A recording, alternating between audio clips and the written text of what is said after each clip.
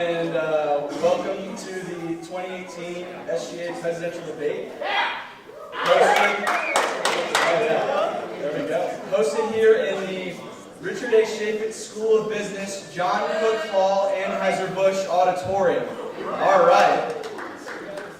We do encourage audience participation in this debate. So if you like what the candidate has to say, go ahead and show your approval. We do appreciate that. And yeah, tonight our moderator is Stevie, and Ramon will be keeping time. The way it's set up, the candidates have got the rules in advance for timing, and so we will have 1 hour of questions that have been submitted online and then questions from the commission. And then starting at 8 o'clock, we will open it up to audience questions, and we'll do that until 9 o'clock or until we run out of questions. So without further ado, Stevie, go ahead and take it away.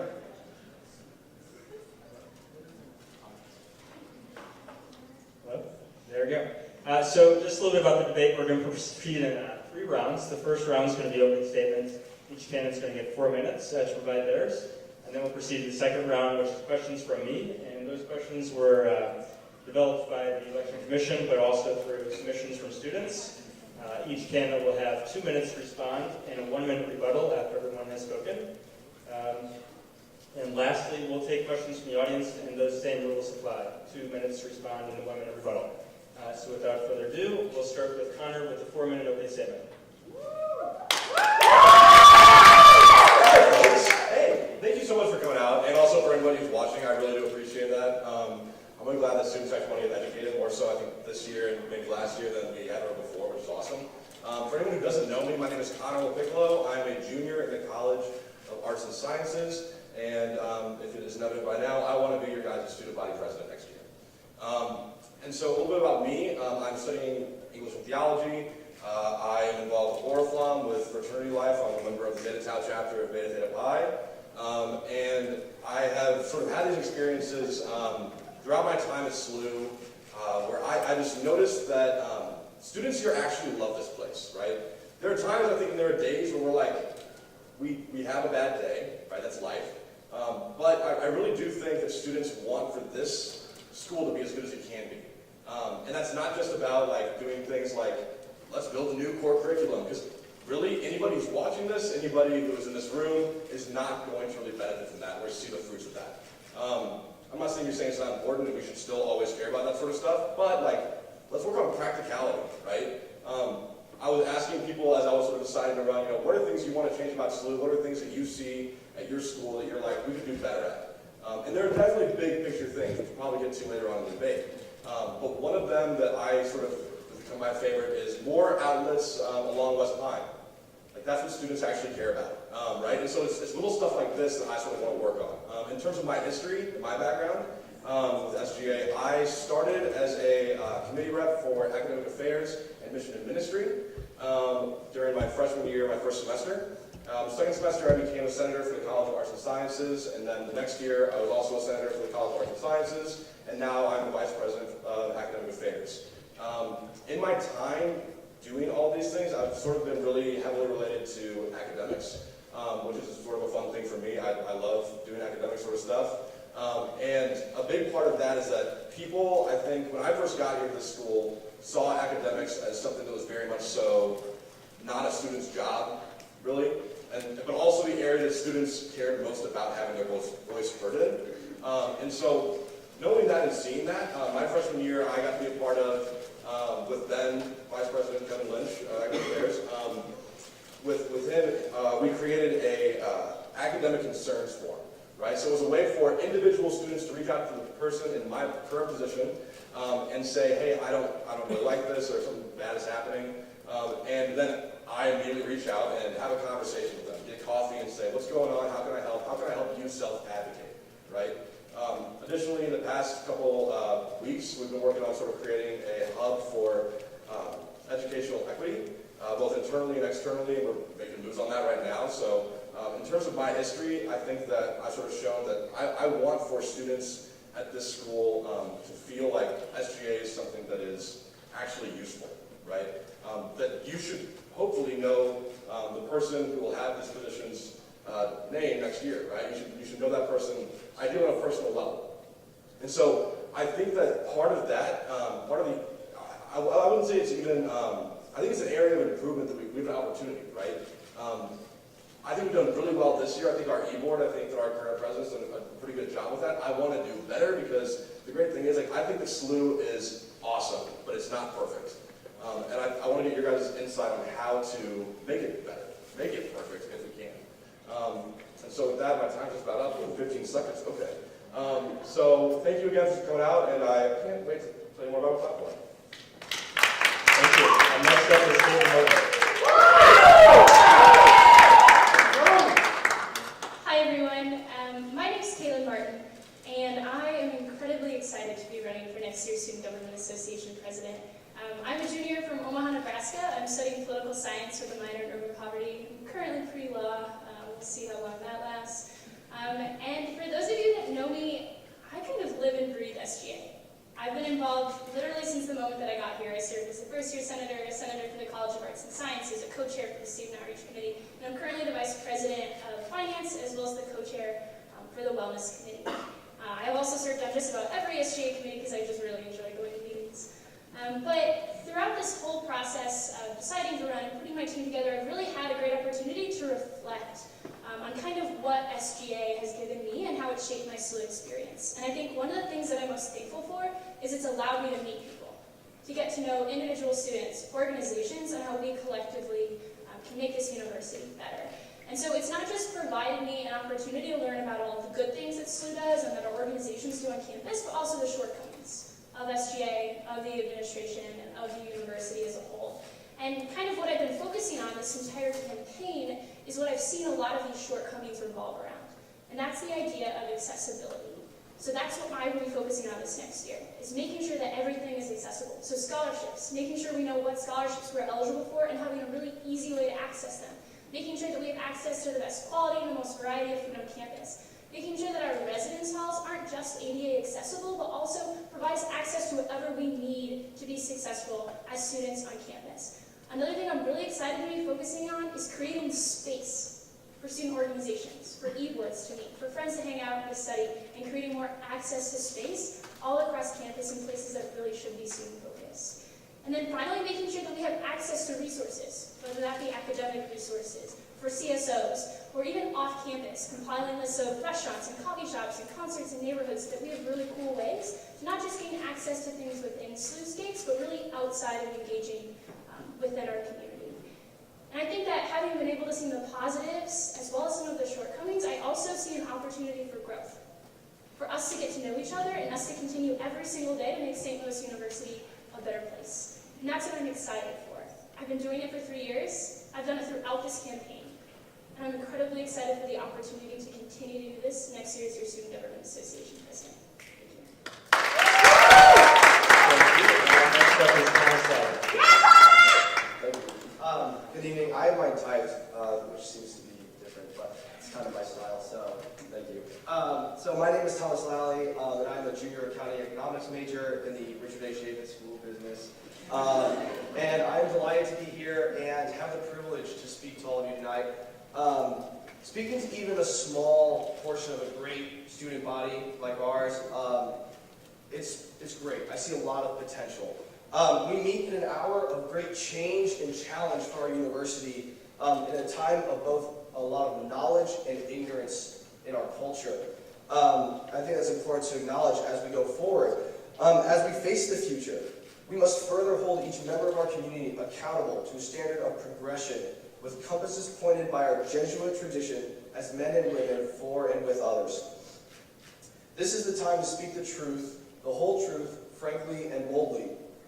We mustn't shrink in the face of honesty and scrutiny, whether that be against another or ourselves.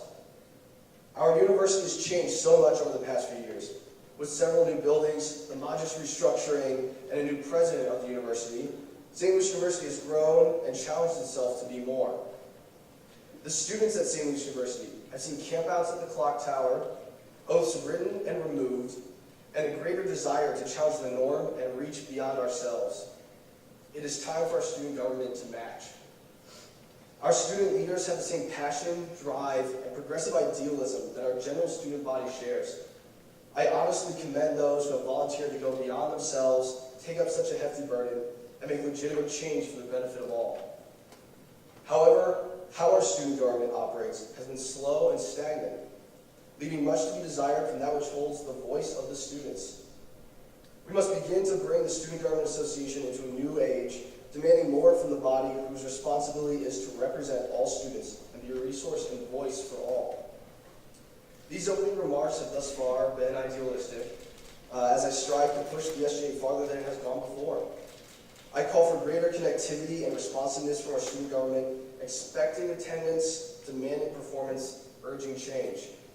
I call for greater clarity of information for all students, whose voices we need to make decisions rather than acting with assumed right and authority. I call for our students to hold the student government and university administration to a higher standard, not settling for the status quo or the simple answer. To achieve these lofty calls to action, I set several tangible goals for my executive board and Senate. First, that all senators and executive board members recognize the privilege of authority and title, and as such more honestly attempt to connect with the students they represent, as well as take with greater seriousness the true capacity for change that each position, whether as a committee representative or president, holds. Second, that each executive member and committee chair evaluate the effectiveness of their role, honestly assess the product they provide, and adjust to match the higher standards and greater expectations determined by the student body. I don't have as much time as I guess, so I'm going to cut to the end. So there's more that you'll hear about later, hopefully. These objectives are but a few of what I hope to tangibly achieve over the course of the next year, setting a standard for initiative and progress for our own student government. What I've said today is not easy to hear. It is never easy to change, especially systems that have shown to be tried and true over the years. And I'm willing to ask these questions in honor of that truth. I shall go any distance, meet any hardship, and support any friend to assure that we as students demand more from each other, so that we can escape the mediocrity of our time and become more than just another student government, but become leaders for our university and generation. Thank you. Thank you. The first question is going to go to Caitlin Martin first. So we're going to start off with just a general question. Obviously, on Monday, students are going to have to decide between you three for student president. What experience and skills can you bring to the student body and to the SGA that makes you the best candidate for office? Great question. So I think I have a lot of skills that I can bring to the table. One, it's experience within SGA. I really enjoy having conversations with people and learning about other people's experiences and hearing their story. And so one thing that I've tried to do since freshman year is actually talk to as many members of both the current and the old student government associations as possible. So I think I have a really good knowledge of the history and the context and where things are coming from, what things have failed, and what things have succeeded, and ways that we can really improve. So not just having my own current experience within SGA, but also having knowledge of what we've done in the past and how we can further make that better. And I think a really good way to tell how someone's going to act in office is their track record, how they've done in the past. So having served on essentially every single committee that SGA has shows my commitment. I spent the entire summer redoing the entire financial process for CSO to make it easier, so that more groups have access to more money and have more autonomy with it. And that's something that I'm also committed to, is making sure that as many people as possible know how our processes work. So that SGA isn't just this body over here doing something, who knows what, with the administration, but it's something that all of us have access to, because that's really how it's supposed to be. So I think my knowledge, as well as my dedication and my determination, as I've shown over the past 3 years to make SGA better, really kind of showcase what I can bring to the table and how I will serve as next year's president. Thank you. Slava?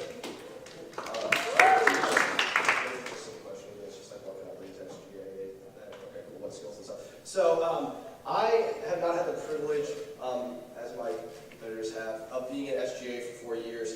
I actually applied to be a first-year senator my freshman year, and I was not chosen.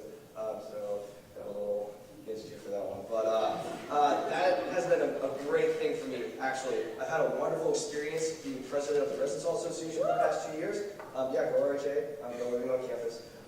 Which has turned me into a very effective leader, both of a community and a legislative body, and also of a body that focuses a lot on programming, which is something I think our student government doesn't have a lot of. And our SGA executive board doesn't do a lot of direct programming. But I think it's extremely important to have a lot of that experience when working with charter student organizations.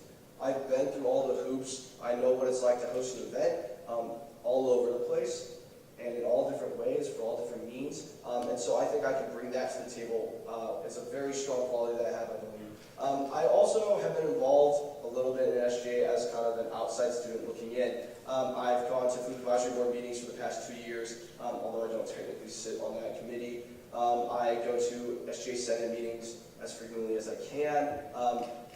That's just honestly because I enjoy that kind of those kind of environments. But I also find it extremely important to have that experience, being an outside student looking in and trying to be a part of the SGA. Because I think that's a struggle that our current student government faces, trying to entice more students to be involved and trying to get different people to put their voice in and put their voice forward and become active in the community.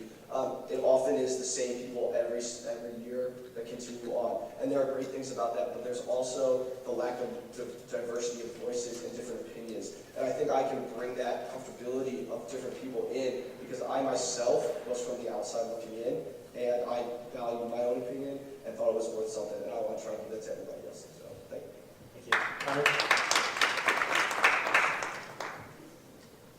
So in terms of experience and skills, I've already sort of spoken a little bit to my experience and what I've done while I've been in SGA, what I've sort of been trying to do.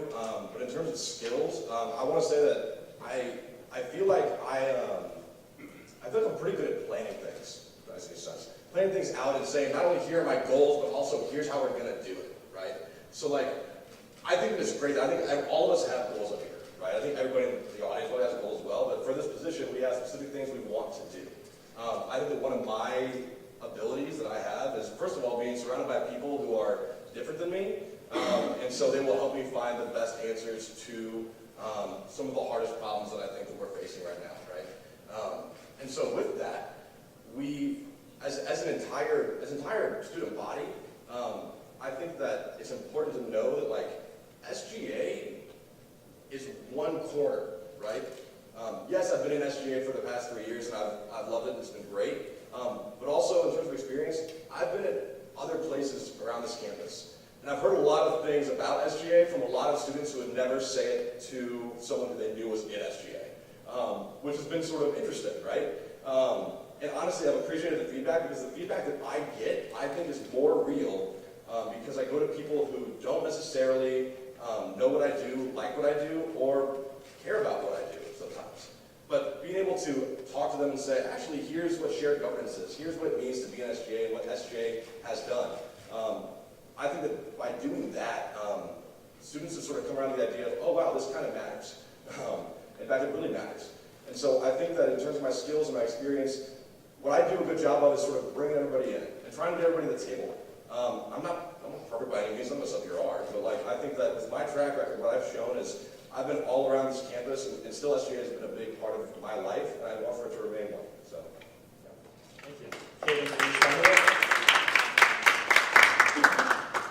So I do think it's really important to be reaching out and getting as many people to the table and bringing different skill sets, but I also think it's important that once you get people in an organization or encouraging people to join an organization, you also make sure that their voices feel heard and that they feel welcome and included. And so one of the things that I've been working on over the past few years is really trying to promote a community within SGA.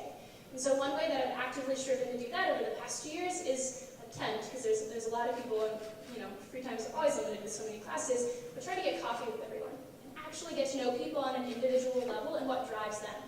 What they see SGA doing and what they can contribute to SGA and what their vision for our organization is. And so I think that's really important. It's not just about hearing other people's ideas, but it's validating them and making sure that they see their ideas and their visions being heard and we can enact change on them. Thank you. I think something that we all focus on a little bit is trying to grow SGA a little bit more.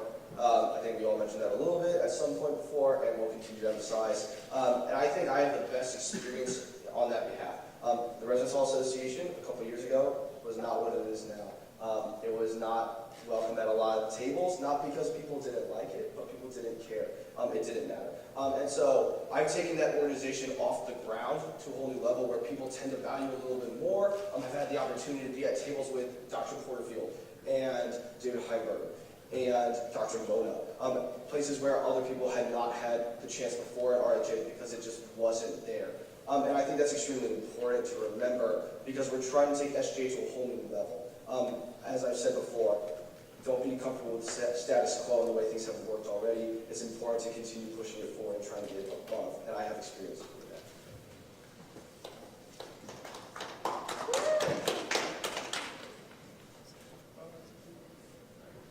I'm kind of slow, I'm sorry. So in terms of just sort of responding to what others said, I think that it is important for there to be a community in SGA, and I would say that I have friends in SGA, and that's awesome. But if my community is SGA, that's, I think, troublesome to everyone else in this room. Because that means that I am really focusing in on just this one community, right? And so I want to make sure that the people who are in SGA, yeah, like we can have the opportunity to hang out, get coffee. I love that, right? But also, we need to make sure like those students are going to different places and are at different corners on this campus and being able to come back together in one centralized location and say, hey, here's what my folks are saying over here. Otherwise, we are just going to have the same droning voices over and over and over again, which I have experienced personally in SGA and tried to combat against. Thank you. Thank you. Next question is going to Thomas.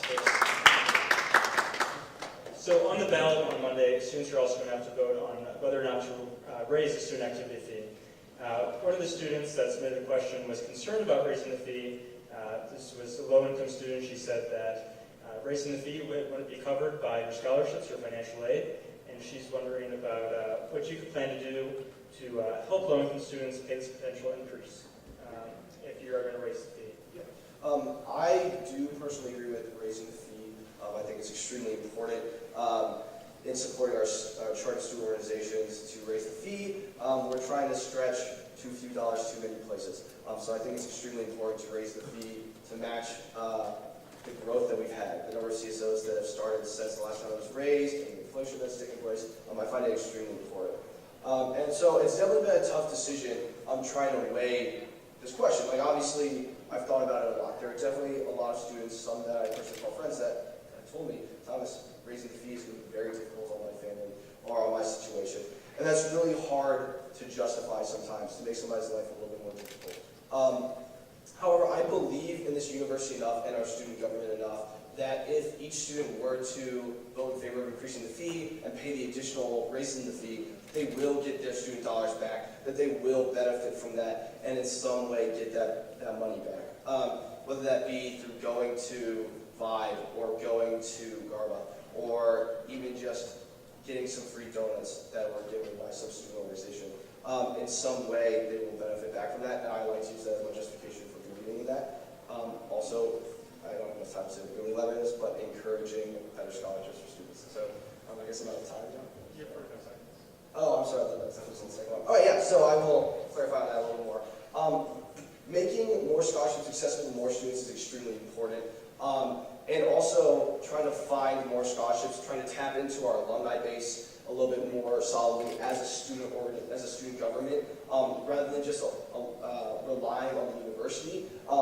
I believe our student government has a lot of connections. We know a lot. There we go. 2 seconds. We know a lot of people.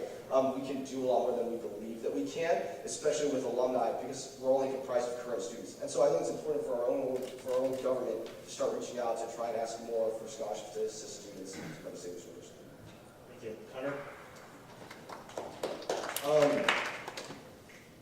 So in terms of raising the fee, I think it's a good point, it's a good ideal to sort of have of saying, well, you know, students will get those dollars back. But usually the students who, these are also people I know, who are, who this will actually hurt, who this will affect the most, are the ones who are working a couple jobs, who are really serious about their studies because they're trying to graduate on time, or maybe even faster, and who, by the time they get home, are not going to be going to these events that their money is going towards, right? I want to let you guys all know right now, if the fee doesn't get raised, our ticket is sort of planning up on that, right? Which is to say that if it does, that's great. It's on the ballot. I want students to get educated about it, and I love the fact that it's on the ballot this year. But I also want to talk about like financial literacy days that we want to have next year, 2 a year, 1 semester in the CGC, that would really, I think, be beneficial to students, most beneficial to students who are in that position where they're saying, I'm worried about my finances, I don't know how to do this, and teach them how to, make a budget, how to do their taxes. All of us can benefit from this, right? Again, practicality. So that's very important to me.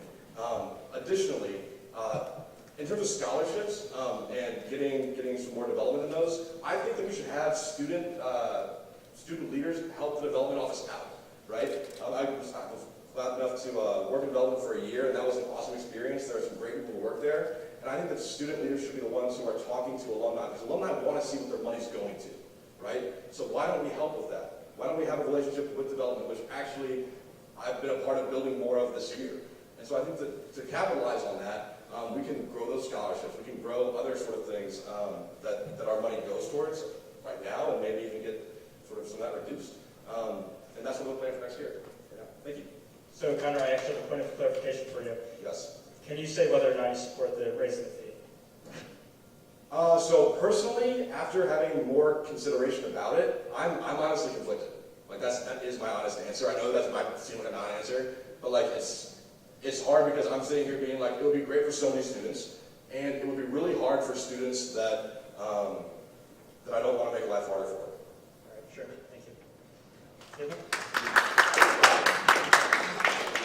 So I am the current Vice President of Finance. So I ran all the numbers to determine that we're $200,000 short of what students want on campus before we add new groups.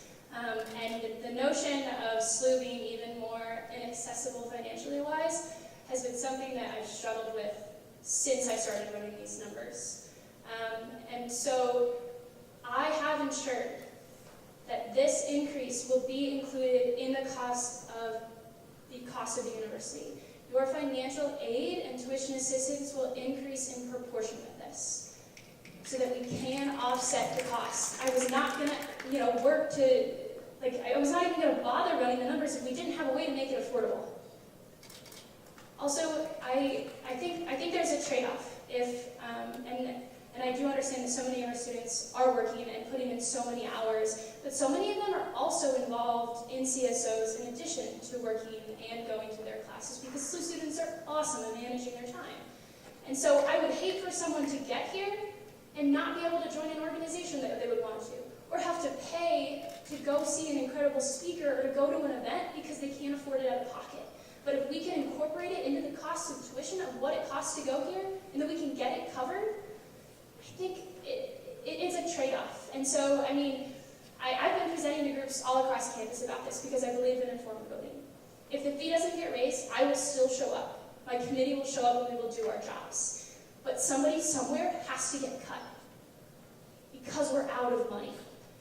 And I don't want groups to have to increase dues, and everyone paying a slight amount more will decrease the long-term cost for all of us. With these numbers that I ran, we will be able to ensure that every SLU student currently attending here, if it goes up to $70, will not have to think about the increase again, because we will be good for next year without having to cut, and we should be good for the next 5 years before we're anywhere near where we are now, which is a lot less funding than we wish we had. Thank you. Thomas, if you understand. So obviously Caitlin and I agree on this, and I have a lot of faith in her work that she's done. Caitlin and I have a great working relationship, and I have been lucky enough to be in this conversation with her for a very long time. She's been very kind to me and told me a whole lot about it. And I trust the work of the student leaders that we have now that fully support the raising of the fee. And so I'm going to have to direct a little bit of my qualms to Connor because he disagrees. So I would like to point out that Connor talked about having additional classes to teach people about their financial literacy. However, right before he mentioned how students didn't have time to go to CSO events. And so that's kind of conflicting. There also aren't classes available for students who wish to learn a little bit more about handling their own finances. And so I think your confliction is a little little twisted up on itself, and I hope you would reconsider in supporting raising the fee. I find it extremely important. I really want students to have access to more things, like Caitlin said, so that they don't have to pay an additional $5 to go see a speaker or go to a dance or anything along those lines, trying to increase dues for student organizations, all those things. So let's keep in mind with that. Thank you. Shout out. So here's well, in terms of responding to that, I'm not saying classes. I'm saying you have one workshop day and you know what it is the first day of the semester, so you can plan for it, right? You can say, hey, a couple months in advance, I need a day off of work for this, right? I need to do this because this is important to have this background, this knowledge. Because right now what we do have is sort of like, hey, go to US Bank and they'll take care of it for you. I want for our students to know what they are doing with their own money. All right, and the fact that we are doing anything else but that is sort of ridiculous to me. And so I think that's important. Additionally, right now, maybe some of you know this, maybe some of you don't. What happens during what's called annual appeals, right? Annual funding appeals is someone will come in from the CSO and say, hey, we didn't get allocated enough funding. Right? We don't have enough money for the next year, so we want some more. And then a well-meaning senator will stand up and say, can you get it somewhere else? And the VP of Finance will say, they're supposed to get it from us. But right now, we don't help anybody fundraise. We don't really assist in teaching them, here's how you do this. We have people at this campus in the development office that do it for a living. Why don't we partner with them? Thank you. I have a lot of thoughts to fit in 1 minute. One, I think we should give our CSOs credit. They do fundraise. I don't know how many times you guys go to Chipotle, but there is literally a profit share there 3 times a week. Our CSOs know what they're doing. SGA is here to support them by going to their events, by providing them funding, and by working to support them. So I would like to give our CSOs credit for the amount of fundraising that they do. And I guess for anyone who's conflicted about whether or not to vote for this, one, it's on the ballot because it is your choice. And I would encourage all of you to reach out to the leaders of the CSOs and the groups that you're a part of. And ask them, hey, can you explain my budget, or our club's budget a little bit more? Can you explain how this process works? I'll do it too. I love talking about finances. But talk to your other student leaders to see how this funding increase can positively affect your organizations, or see what their thoughts are on. I think I presented to approximately 40 to 50 groups. So, someone somewhere probably has heard the presentation. So I would encourage you guys all to talk to each other and really, learn from specifically the CSOs. All right, so the next question is then on kind of on a related topic, student organizations. The student that submitted this question is a member of Phi Alpha Theta, and he feels like smaller student organizations are being overlooked by SGA in favor of larger groups. What will you do as SGA as president to make sure that these smaller student organizations are treated equally and given the attention they need? Awesome. I want to revamp the, well, now it's funding liaison. Thank goodness we changed the language. But the funding liaison sort of program that we have right now. So what happens right now is the VP of Finance's committee is made of students that are then sort of funding liaisons to these CSOs, right? And I would also like to add somebody from CONSO, Committee for Student Organizations, to sort of be a part of that and maybe make that number bigger. Because right now, I've had student organizations come to me and say, hey, this person isn't responding to me, or like the person that I was assigned isn't really doing well at it. And I hate to hear that, and I usually try to direct them to the right person. But the fact of the matter is we need more people so there can be more personal interaction with students, right? I want for every single CSO, no matter their size, to know that I've got somebody going to bat for me in that room. That I'm going to show up, I'm going to present to these committees, and then someone in the committee is going to stand up after I leave and say, I'm on their team, and I'm with them, right? And right now, I don't think the CSOs trust us like that all the way across the board, small ones in particular, right? I think that part of that is funding. Again, helping students fundraise. They do fundraise, and I love that our CSOs are fundraising. But why don't we do a better job as SGA to facilitate that, right? Why don't we do a better job as SGA to let them know the options they have? And maybe partnering with other people in the community to say, hey, maybe you could give a grant to this group. Maybe you could go ahead and help them out in some way, because you guys have a similar mission, right? And sort of trying to, and then that also offers opportunities for like a professional development aspect of it. There's so many integrated, like different layers to this, especially with CSOs, with individual students, that it's sort of hard to wrap my brain around. And that's why I love the fact that like I have an awesome ticket that has helped me with it. And so I think that the important part for CSOs in closing is to make sure that we actually approach this as an integrated issue. It's not just about money, it's not just about ComSo, it's about all these different issues put together and how we can help them. Thank you. Taylor?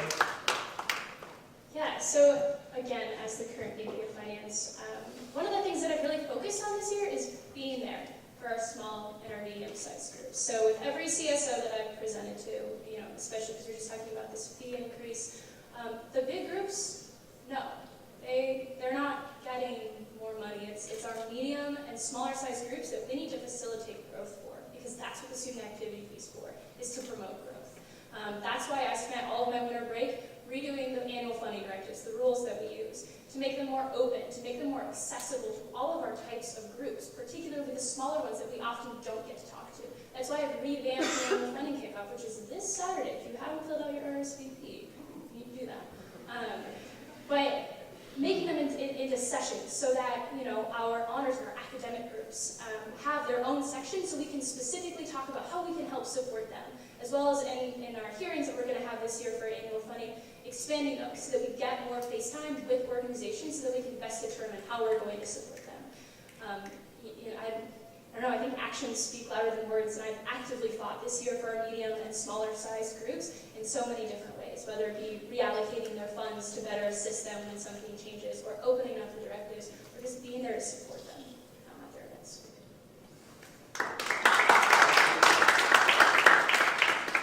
So I think the first step is acknowledging that this isn't just the responsibility of the Vice President of Finance or the Finance Committee. It's the responsibility of every member in SGA, because it is your responsibility to represent the students on campus, which includes CSOs in all forms. It's also ComSo and FASTCO, every group. It's partially in some way your responsibility. As Connor was focusing on a little bit, it's not just a finances issue. It's a little bit of everything issue. So the first part would be making sure everybody is a part of the conversation. Being more proactive is a part of the conversation as well. So making sure that we are actively reaching out to all the smaller groups as much as the bigger ones. It's a lot easier to stay in contact with the larger student organizations because there are more students in them. You just know more people in them. It's a lot easier for me to know somebody in AAA or SLU-TV because those are large organizations already. So it's really easy for me to hear about what's going on in those organizations. But making a more honest effort on my part and the part of everybody involved to hear every single small CSO story, to hear a little bit about each little group. Finally, I hope that raising the fee is part of everybody's plan for the ballot. And if that were to happen, making sure that student groups that are smaller and medium size have a priority in this facet. Larger organizations, I believe, have a lot more tools at their disposal in regards to finding outside sources of funding, whether that be getting grants or outside sponsorships. That's what takes SLU-TV at Iowa and Indiana to the next level, outside sponsorships. And so focusing on those points when communicating with the larger organizations, like, hey, have you reached out to this group? Or we know this company has an investment at this university, have we contacted them to help you out? They have a joint interest, stuff like that. And focusing the increase in the fee on small organizations so that they can get the funds required to lift them up off the ground, so that way they then themselves can reach out and get the sponsorships and grants and additional dues and all those facets. Thank you. Connor, if you respond. Again, I do want to sort of stress this. If the fee gets increased, that will be great. It'll be easier to fund all these CSOs. We do not know that that will happen, for sure. So we can't assume this stuff, right? And so, furthermore, like in terms of talking about how we treat our CSOs and how our CSOs feel treated by us, I think that there's a real disconnect with a lot of different people. A lot of people hear a lot of different things and don't really know what's going on. I think that what we need is actually a process where CSOs get to pick what gets cut, to prioritize. At other schools, they have that. And the fact that they can't say, oh, here's our priorities. We want to get funded for a 1, 2, 3, 4, 5, right? They just say, we want to get funded, and we cut that. I want to give them the choice to be autonomy. And I think that's an important part of this, and hearing their voices. Thank you.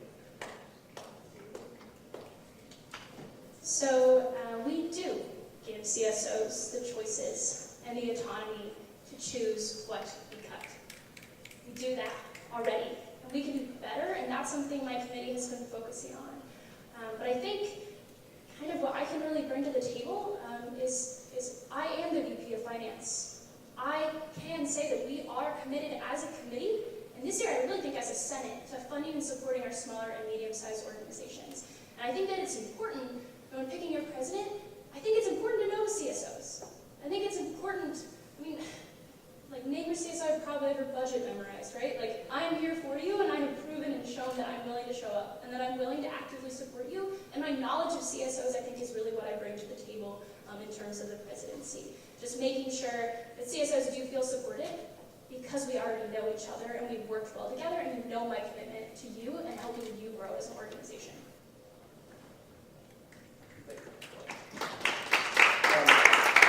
So I recognize that in my first point, I did mention that if the fee gets raised. However, my points on getting outside sponsorships and grants do not rely on raising the student fee.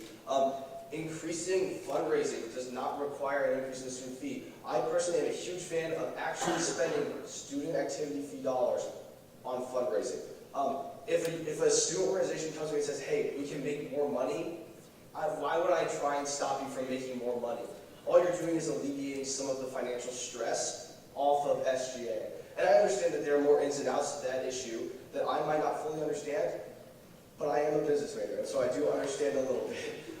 And so at the end of the day, if I can spend a little money to make more money, then I'm going to do it. Also, trying to encourage more groups to focus on dues, whether that be huge dues like some stores just at 20. I don't recommend that, but little dues, maybe $10 dues a semester, $10 dues a year, just to try and increase it a little bit, and you can earn that back through service, through raising money for the organization. Thank you. Thank you. The first question is going to go to Caitlin this round. So a lot of the questions that we received were about diversity and inclusion. 3.5 years ago, the university officials, student leaders, and neighborhood activists came to agreement on those clock tower accords. And 3.5 years later, I was wondering if you could tell us ways do you think the university has lived up to the agreement, ways the university needs to improve, and what you will do to hold the university officials accountable in upholding the accords. Yeah, so I think where we've started, we have made some progress on the accords, but that by no way means that it's enough at all. There are students on this campus that don't feel welcome, that don't feel included, that don't feel like SLU is their home, and that's a problem. And that's something that I think we're all really called to work on. So I think it's holding administrators accountable, and not just Dr. Smith's office. How is admissions? How is alumni engagement? How is every single administrative department living up to the clock tower accords? Why do we only ask the Office of Diversity and Community Engagement to do the accords, when the accords were signed by the university, which inherently means all of our departments? So really making sure that we're focused on getting the ideals behind the accords into every single office and making sure that every single office is living up to them. So that's one thing that I'm committed to and that my team is committed to, making sure that every administrator that we meet with, we bring up the accords. I meet with the CFO. We still talk about the accords along with like the endowment and things like that, right? And so that's important. It's including the accords and other issues of diversity and inclusion in every single opportunity and in every single conversation. Because that's what I think we as a student body and what SLU is striving towards. It's a place where everyone does feel welcome and included. And I do think that with the accords, there's also a student aspect. The accords are not something we should ever be checking off. It should be a continual progress. But if you're still being called racial slurs on campus, we have a problem. That's a student culture change that also needs to happen. So along with pushing administration, my team and I are committed to also working with student groups and working with students in and around campus so that we're changing our culture to a culture of actual inclusion on campus.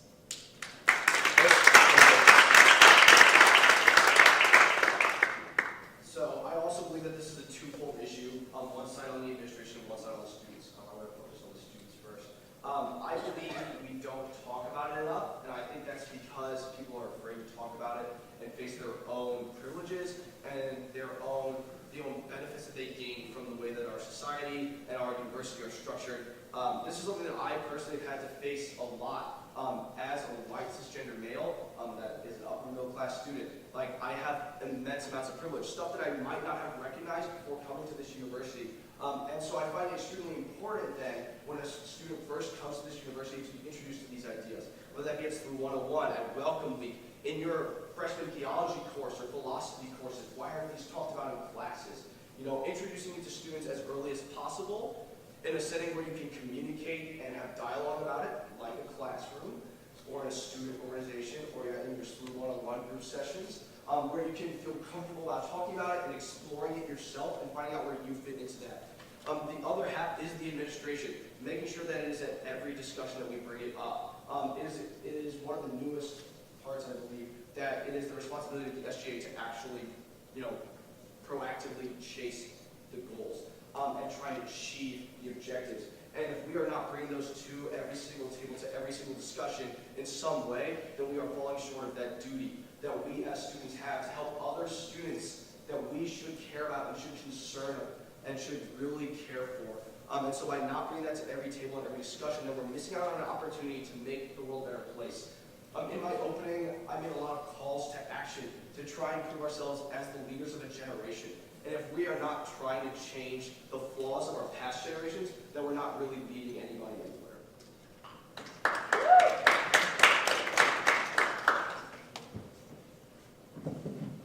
Good? Good. I think the clock tower accords are incredibly important. I actually have had like 3 meetings in the past week about them and how education sort of works into that, and trying to get sort of a group together to talk about, a huge group of students together in multiple ways, to talk about what we're calling sort of the academic accords, right? I agree. These are not boxes to check off. There have been improvements, but this is not a situation where we'll ever be done with this, right? And so it has to be a continual thing. Right now, the seniors are the last ones that remember what happened. And so if we don't create something sustainable that has that mark on it, that has that stamp on it, I'm worried that students that come after us sort of already don't really know what it was, or really care what it was, or possibly are getting a different story than what actually happened. So we need to pass that story on over and over and over again. I'm trying to do that as best I can this year. I think that I've shown sort of my desire to make sure that we are as equitable as possible at this university. And I just think that there's a lot of really good ideas of like, here's where we want to end up. How do we get there? That is a legitimate question that I've been struggling with for the past couple months. And now we've got some ideas and we've got some people working on it. And it's a process that is grueling, but it's hard work. Is this supposed to be easy? I don't think so. It's supposed to be hard. It's supposed to be full of like confusion and maybe some awkwardness. But we want to put in the hard work, right? And so, yeah, I don't want to go to a campus where slurs are getting thrown around. I don't want to live on a campus where I was told every student will be loved, and now some that I go to school with don't even feel accepted here. That breaks my heart, and I'm sick of it. And I don't know how to fix it with everything, right? But at the end of the day, saying, oh, we're going to change the culture, we're going to change X, Y, or Z, we're going to end up here. How do we do it? That's a legitimate question I'm asking everybody in this room and everybody watching. Because I want your help with it. And I want to work on it with everybody at school. Thank you.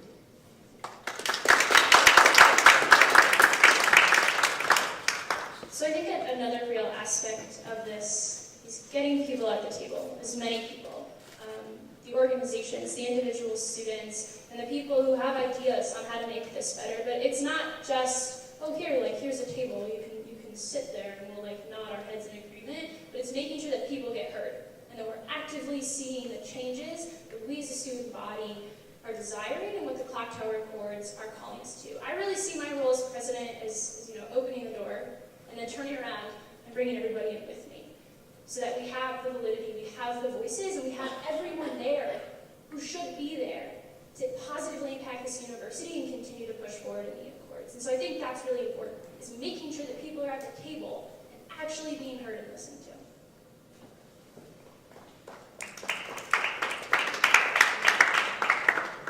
So the Clock Tower Accords originated from a particular event. However, it's not all summed up into one event. Something I've not talked about with a whole lot of students, definitely not for a while, were the events that took place at the beginning of this academic year where students were not allowed on campus when marching.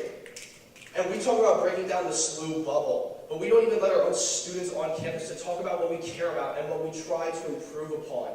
And that's where we're falling short. We're focusing back at something that happened a couple of years ago, when something happened a couple of months ago, and we don't even talk about it. And we print out a couple extra copies of the clock tower records, and Dr. Costello sits down for 15 minutes, and we check the box, and we stop talking about it, and we don't care anymore.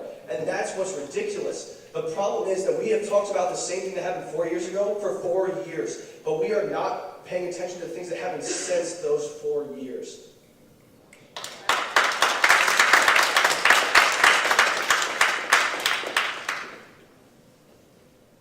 When that did happen,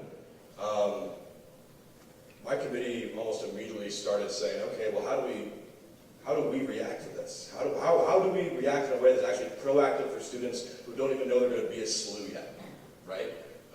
And so what happened was we started that conversation. We started getting people to the table. We started making sure that we were trying to get as many voices as possible. And yes, it's taken time. Now, like, after having conversations with a lot of different people about a lot of different stakeholders, and now planning on having even more, I'm excited to say that, like, at the very least, by the end of this semester, we will have something in place that will be geared towards equity in the classroom, both classrooms at this campus and classrooms outside of it. And that's in large part due to the work of students that I've gotten the great opportunity to work with since that occurrence. We are listening. We are trying to take care of it. We don't get enough voices, I think, but we're working on it now. So yeah, thanks. Thank you. Next question goes to Thomas. We're actually going to go to questions from the audience right now.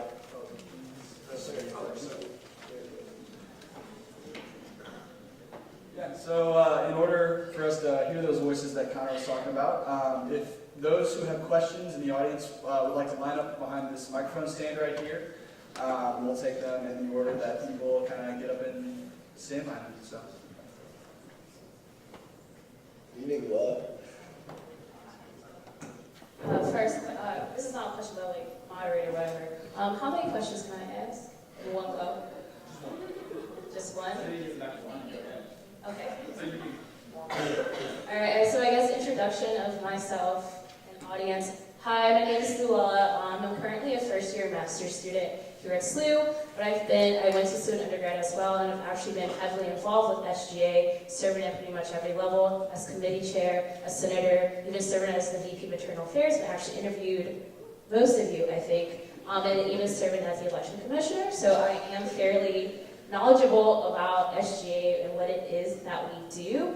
But with that being said, also realizing I know the jargon, and excuse me for being blunt and frank, but I can also call out the empty promises and the bullshit that is being spewed. So my question to you, what is one specific innovative idea, new thing that you have as president, that you have planned on, that you have campaigned on, that you would like to do here at SLU? Something that's not like a build on of something that happened in the past, but what is one new thing that you as president would like to accomplish? Because like I said, I've been there, I've done that, I heard the empty promises, a lot of what was said, I've already heard before, it didn't come true. So what makes you, what are you gonna do? And I have a question after that, but after you. That's a phenomenal question. I unfortunately have to go first for that. I think one thing that I've ran on a whole lot, and this is honestly probably something that you've heard a lot before as well, is that I want to really focus on bringing people outside of SGA into the conversation. And I know that's definitely something you've heard before. People say it every single year. And the reason I think I can do that better than anybody else is because I am myself from the outside trying to come in.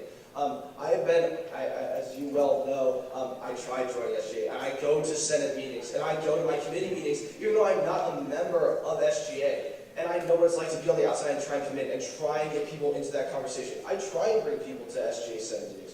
I ask people every week. Most often I come alone, but I still ask. And I think the beginning is going to be trying to get people from the Fraternity Council, and from Panhellenic, and from RHA, and from other groups that aren't necessarily underneath SGA, to more important meetings, and to places that they haven't been able to go before, or given access to before, just because they're not thought of as important, or as prominent because they don't have the shared governance and because they're treated differently by the administration.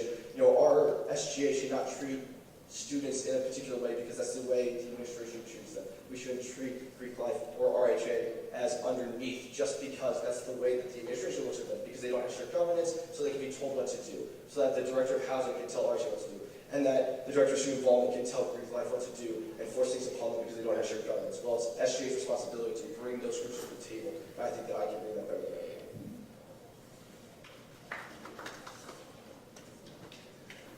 Well, it's a great question, and I agree with you.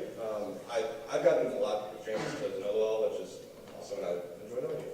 But so in terms of, sorry, you good?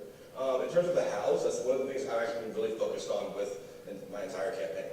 How are we going to do these things? I already said it tonight. Goals are great. How are we going to do it? I think that in terms of innovative, some of the things I've already said here tonight might be, maybe not. But one of the things I want to do is the big chalkboard and the SIC, right? If you guys know what I'm talking about, awesome. A lot of people I've talked to about it don't. But it's upstairs in the BSC, and you have to go into that room with the glass right there. And it sort of says, like, here's what's happening these weeks and these days and whatnot. And it's great. It's an awesome resource that students don't often get to see because it's not really prominently featured. What if we made that digital? What if we put it downstairs where everyone sort of walks by? And what if we also put it on the website in a better format than the calendar currently exists? Because that's another way to bring the CSOs sort of up to snuff, right? Is to give them the opportunity to say, like, hey, we're having this event this night, this day, and I'm going to be walking by something in the BSC and go, oh, cool, that actually was really awesome. I want to go there, right? In terms of fraternity and sorority life, I totally agree. We've had one of those meetings this year, and I would be a proponent of that. Additionally, I'm a member of fraternity life, and that's, I think, would make me possibly the best person on this group to get all those voices together and have voices that trust us. I think it's a big part because I know that there are a lot of people in fraternity sorority life, multicultural Greek council, who don't trust us at all. So I think those are all important things to do, and I think that it's important to acknowledge that everyone here has goals, and I want to go ahead and let you guys know my plans. If you look at our website, you can literally see our plans on how we're going to do these goals. So, any other questions?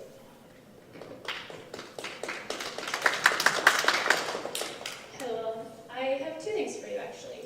One of the things that I'm really committed to is helping people get off campus. If we really want to break this SLU bubble, it needs to be more than just, hey, you just moved into SLU, here's a Metro Pass. Some people in cities that don't have metros and may not know how to use them, or they just have no idea where anything is in St. Louis. So utilizing the SGA website to compile lists of coffee shops and restaurants and concerts and neighborhoods and cool things in and around the city and continually have it updated. So students have a resource to get out and explore the city. I'm very passionate about our CSOs, right? Because part of that, the governance of those organizations is really part of being the SGA president. So I also want to include our CSOs in that.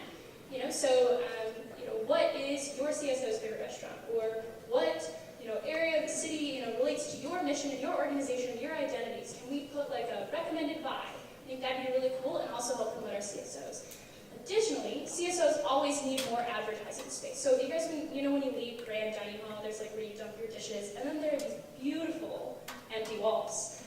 So I've been working with RHA, or RHL, HRL, there we go, acronyms, this whole year to make sure that we can turn those walls into prime CSO advertising spots in a building and a place that every single first year has to eat at. And first years are often those most eager to join organizations and more eager to get involved. So really providing spaces for the organizations that we govern to actually promote themselves.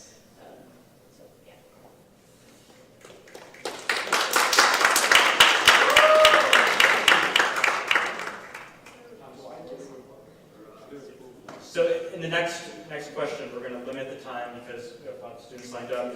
So we're going to go to 1 minute questions, then 1 minute responses, 30-second rebuttals after this. Okay, so I think a little bit during Connor's point, he pointed out that a lot of what I said initially was a big goal. I didn't present a tangible. So let me correct that. So I was also at the meeting. I believe all three of us were at the meeting with as many of the presidents of the fraternities and sororities that could attend. But as far as I know, as far as I've been invited to, which would be a little shell if I wasn't invited again. It's only happened one time, and that should be a meeting that happens at least once a month, because that is such a huge portion of our student body.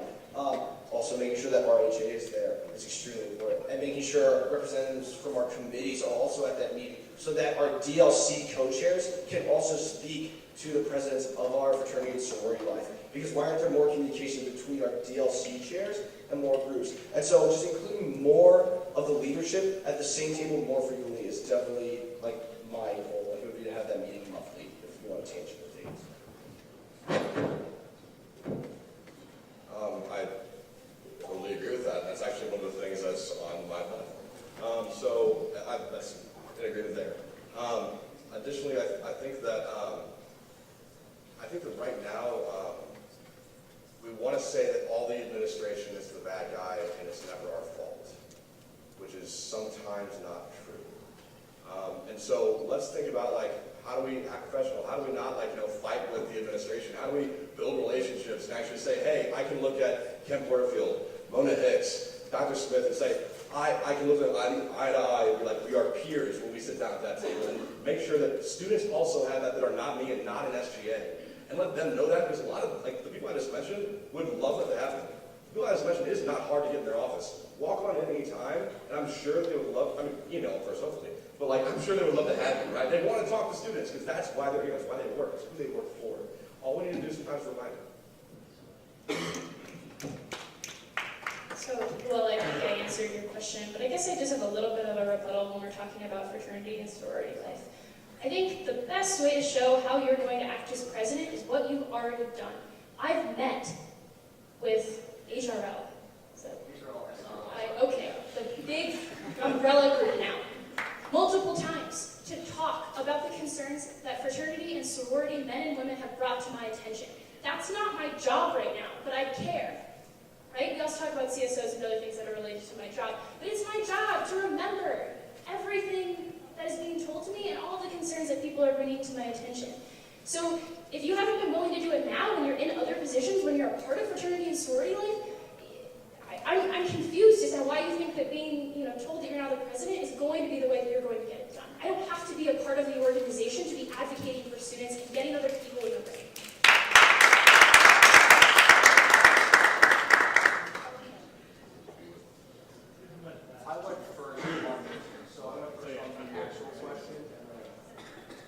Hello, my name is Sarah Coe. I'm a junior here at SLU. I'm also the 2018 Panel President. So this is a good segue into my next question.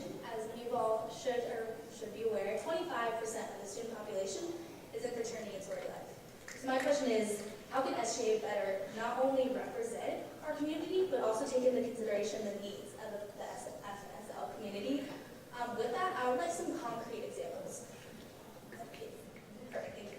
So just a reminder, you have 1 minute and a 30-second response. Okay, awesome. Okay. So, thank you for that question.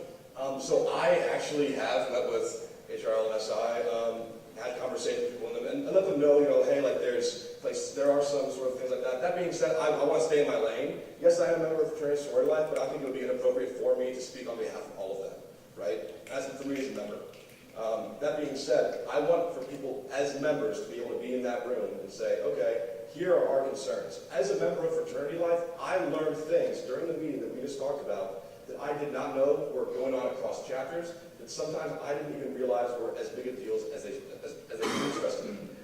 And so I think that making sure that those happen more often, along with giving seats to fraternity and sorority life, so that everybody has a voice in Senate. That being said, I know fraternity and sorority members are worried about this. That does not mean that you will have any of your money looked at or anything like that by us. We don't control any of that for you, and it's just about getting your voices in there. That's what we want to see. Yeah, so to kind of follow up on what Connor said, the current executive board and some of our other vice presidents aren't up here actually spearheading that initiative to get fraternity and sorority life, as well as our multicultural Greek council seats, so that you all feel and see your voices more adequately represented in Senate. So that's one thing that hopefully will be able to happen by this year. Not even something we'll have to worry about next year. But I think that beginning to build built those relationships with the Student Involvement Center is something that I've actively been working to do, to not just support CSOs, but also all of our other bodies on campus, particularly fraternity and sorority life. So having those initial meetings to look at the MOU that you guys now have to pay for more things and things like that, it is a first initial step so that we can all be on the same page. And I do think that an outside perspective, someone not in fraternity and sorority life, can also bring more weight to those discussions. So it's not just fraternity and sorority life, but other people are concerned about fraternity and sorority life and how we can support all of you is one thing. But yeah. So I'll focus on Pearl-C second, because HRL side, whatever. I think we need to, as a whole university, break down a lot of stereotypes that we have of Greek organizations. Like, they're often made the bad guys, and you're not really talked about when advertising our university. Like, why isn't admissions talking more about how strong our Greek life is, and how it's one of the most active groups of students on campus? Like, if that's not advertised, it's because we don't have houses, and that's like a whole other issue. But like, we don't have big houses, so we don't talk about our Greek life like other schools do, like Indiana does, and like Mizzou does. But our Greek life is as strong here as it is in proportion to other schools. We have as large of a percentage and as active a group as anywhere else. And so the fact that this conversation is limited to Pearl-C is ridiculous. Like, it needs to be everywhere. Focusing in on Pearl-C, I've been in housing for multiple years now talking about this, trying to break down, like, hey, if we're at least going to have these MOUs, let them live wherever they want on campus. Like, why should Greek students be... I'm not done. I think that what's important about having parents for life, being a part of this, is that I, and also of my ticket, actually understand that we're not just this group of people who want to go and do all these things that the stereotypes sort of say that we do. We are values-based organizations. I love the guys that I'm in my fraternity with because they're my best friends, and also we share values that I really do think bring us together through rituals, through all these different activities we do, philanthropies. That is what we're about. And so the fact that we have this mentality of, okay.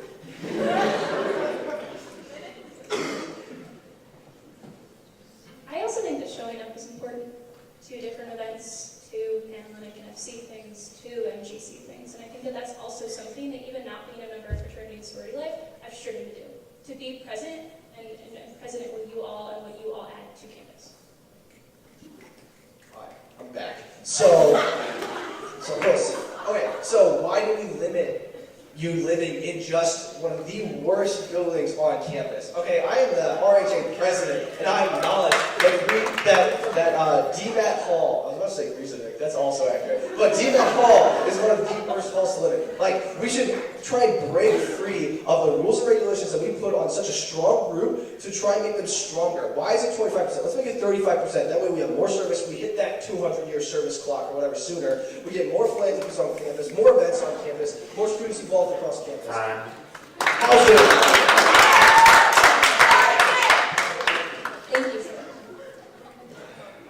All right, so I'm back, Luella, first-year grad student. Hey, what's up? So I know during the debate or whatnot, some things in regards to like diversity, inclusion, measures, initiatives, whatnot, it was tossed around by a lot of people like, oh, we're going to bring voices to the table and stuff and whatnot. And again, that is a promise that SG has made forever. But since I've been here, and I've been here for about 4.5 years, this will be my 5th year, 4 of the 5 SGA presidents were all white.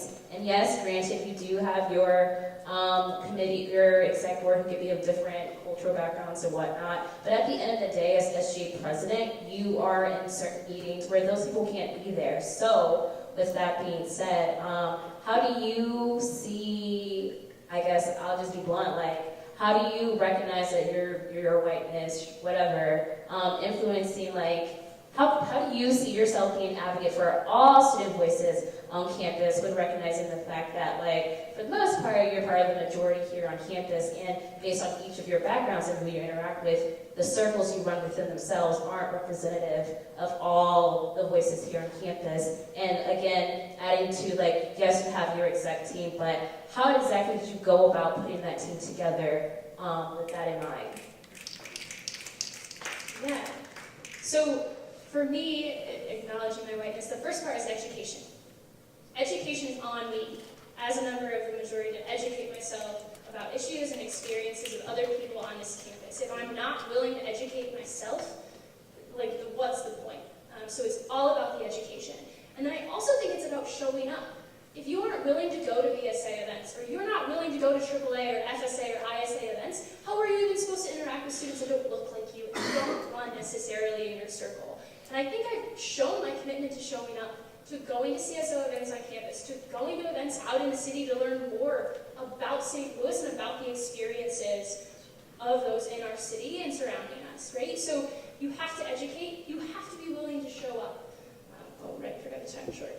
But I think it starts there, and then whenever possible, making sure that somebody else who is more qualified to talk about their personal experiences in that room at every single opportunity.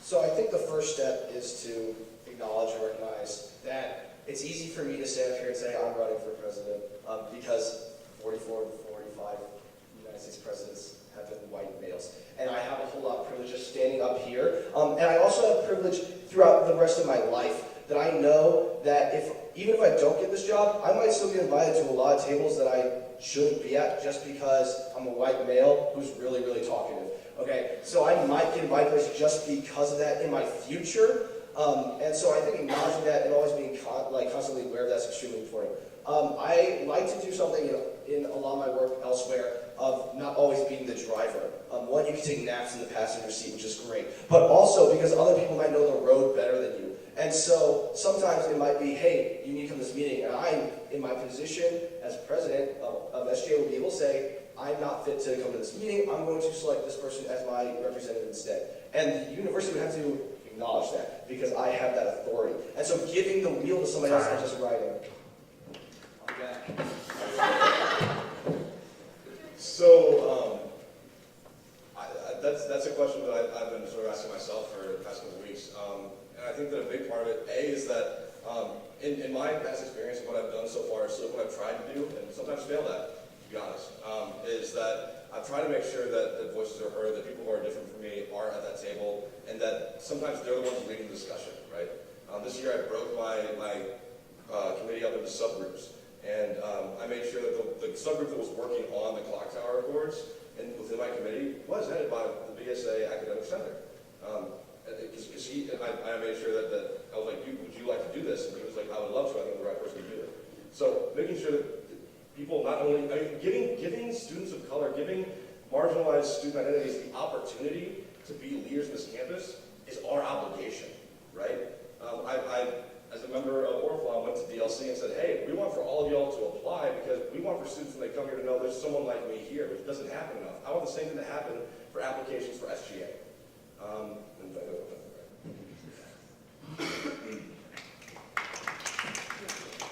Again, I just kind of want to go back to showing up.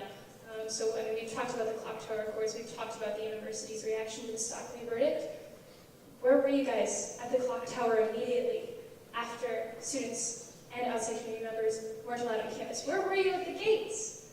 It's about showing up and standing in the back because that's my place, to be there and to be a body and to use my power and privilege to add another person, showing support for our students. You have to show up at the beginning, not just at the end or in the middle when it's convenient, but at the beginning and be there with students the entire time.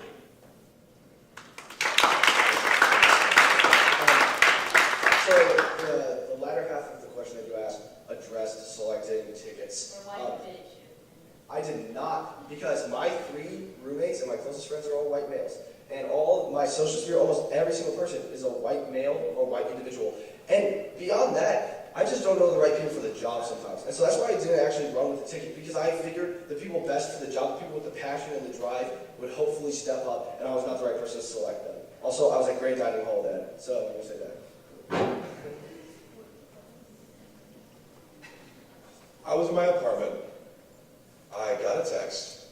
I showed up. I have been showing up both in my capacity as just being a normal individual student and as being a member of SGA, and the best I can in all of my capacities on this campus. I am very grateful to be, for some reason, in these opportunities where I can make some sort of difference, I think, maybe. And so I do my best to do that. But I want help. Call me out. I want for every student in this room, on this campus, to be able to come up to me next year and say, hey, I don't like you did this, or you could have done this better. I want that. Thank you. Can I answer the first question, and you got the refund on the second? All right. Thank you, and I also will be back with more questions. So Awesome. Hey there, just for my question, I would ask the moderators just to not allow rebuttals, just in the interest of time. There's so many people trying to ask questions. If that's what you guys So yeah, I'm a junior here. My name's Graham. I was on SGA for 2 years, first year senator, college wrestling science senator. So I feel like I know a decent amount about how the process works, and I just want to go back to something that happened during my couple of years on SGA and kind of follow up with you guys and see if you had any updates on it, because I truly haven't heard anything. So the technology fee was raised. I remember information technology services came in and promised, $500,000 new, speed up internet, give us free printing, right, do all these cool things. I don't know about you guys, but I just haven't seen that. So I was wondering if you guys could possibly update how that's in progress and where all our money is going. Okay, I guess the first, well, good luck on our test tomorrow. So I think answering your question is we need to be more vigilant. I think a lot of stuff that, and this is just something that I think a lot of people do, is we'll say or do something and we'll see it happen up front and not follow through and not be vigilant. So we raised the fee, they told us what it was for, and we said, okay, that sounds great. And then the fee happened and we all paid it and nobody was vigilant. And I am so sure that she's probably going to stand up and say that she was aware of it because she is the financial vice president of SGA. But I am not. And the fact that I'm not aware and you are not aware as to why our Wi-Fi went out 2 days ago and why it still cost me 15 cents to print a colored paper. Like, I printed a lot of paper for these buttons that was not free. I guess the metal was free, but the paper was not. Like, those are things that you and I need to know, and that's why that's one of the things that I want to change in SGA, like making that known to more people. So we passed that. And then IT just got outsourced, so it's sort of a sketchy thing, right? I want to acknowledge right now, there are times when, and I think we've had conversations like this with people who were higher ups when we were freshmen in SGA of, hey, where's this money go? Where's this roll over to? Where will this go? And we were literally told, don't ask that, or we don't know, and it's kind of sketchy, but that's the deal. I want to change that, because what? That's ridiculous, right? And so one thing that will come from this, and I can assure you of this, is $10 of free printing, which is supposed to be coming, if not by the end of the semester, next semester. It has taken a while to get there, and that's really upsetting to me. Additionally, I don't know where that money is, and that scares me. Maybe Caitlin does. If she does, she's not sharing it with the rest of us. And that scares me too. I apologize. I'm not mean to. No, I was not speaking. No, that's a general a smooth thing that happens. We do not share information. And I apologize. I'm not meaning to throw shade at all. I apologize. Okay, 2 things for you, Graham. First, we do have a date for free printing. It should be right after spring break. And if it is not, I will do everything in my power to get you your money back. Because that's ridiculous. We should have had it the first day we got here. So 1, that's my commitment. If it's not by spring break, I will literally do everything I possibly can to get you your $10 back. 2, fun fact, the university doesn't know where all their fees go either, but in every single meeting that I'm in, I ask very nicely if they could please tell me where the fees go. So T-minus roughly 2 to 3 weeks when I have my next meeting with the CFO, he should be presenting me with the university's audits of where the fees go, because they don't know either, and that's a problem, and I think we should know that. The cool thing about fees is we know where it goes. I can tell you where every single cent of the student activity fee goes. I can tell you where every single cent of the wellness fee goes, but for the rest, for technology, we don't, but we should soon. Thank you. So, hi, I'm Matt Gotsacker. I'm a junior. And my question kind of piggybacks nicely off of that one. So I was actually on the student technology committee, or whatever it's called, to talk about how we're going to allocate those funds. And I know that some of those funds went toward our new ATC in the library. And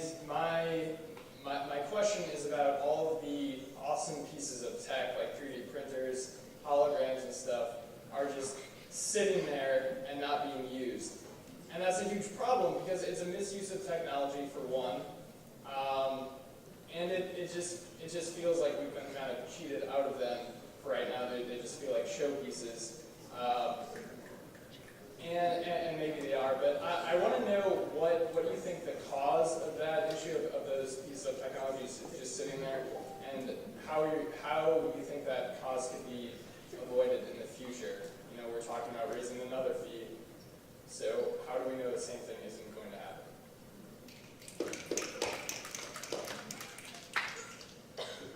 I think that right now, what happens is SLU sort of gets in this mentality of, okay, we're going to go ahead and make something cool. We're going to put a really expensive globe in Queen's Daughters that students here don't get to see or use. We're going to go ahead and say, hey, here's this nice glass box. We're going to put a bunch of cool toys that you're not going to touch, but you did pay for.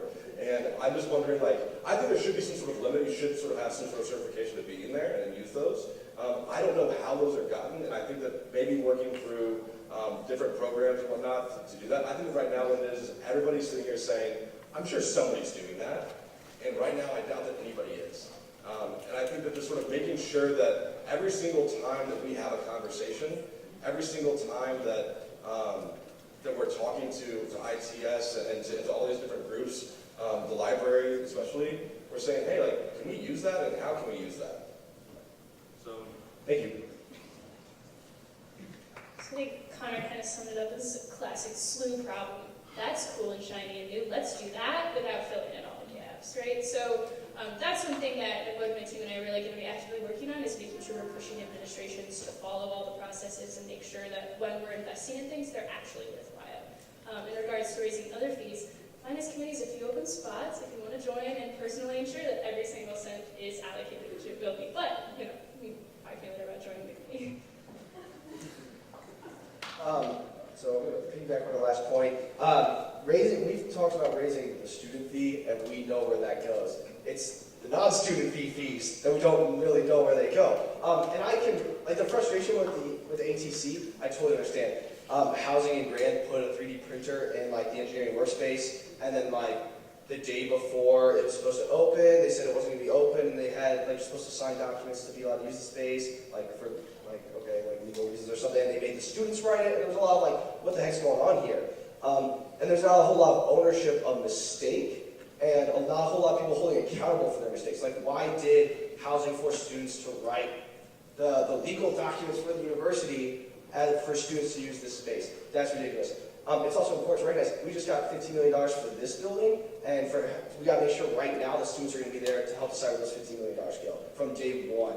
Because that's $15 million for this school, like for the building, not for the people who work here. So it's important to make sure it goes to the right place. Thank you.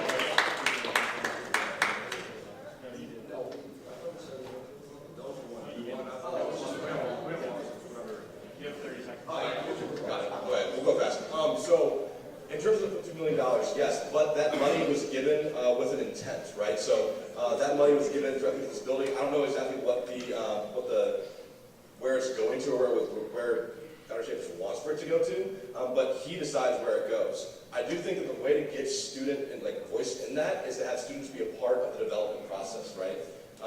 Again, I think it's saying to a donor, like, hey, we would love your gift in that place, that'd be great, but athletics doesn't need the money right now. What about the Sal Center or public health business? Thank you. I kind of think we kind of sort of answered your question, but I think another component of that is more people in the room. It shouldn't just be one student. And I know the ATC, the tech committee was very large, but having more people in those administrative rooms, we have the ability to tell administrators no. And I don't think we as student government or we as students exercise that right enough. Because if enough of us say no, they do have to listen. So Dr. Shafitz gets to tell us where his money, where he wants it to go. And that's all fair and good. It was his money, so he can tell us where to put it. But we should be there to make sure that in some way we know where it's going as students and it's benefiting students. Because unless he went down to the penny, I want it going to more tape to put on this floor here or something, then there's going to be a little bit of leeway. And somewhere students can be in there to make sure at least that it's accessible. Because the ATC, somebody might have said, I want that printer there. but it's not accessible to students. And so making sure it's accessible from day one. Thank you.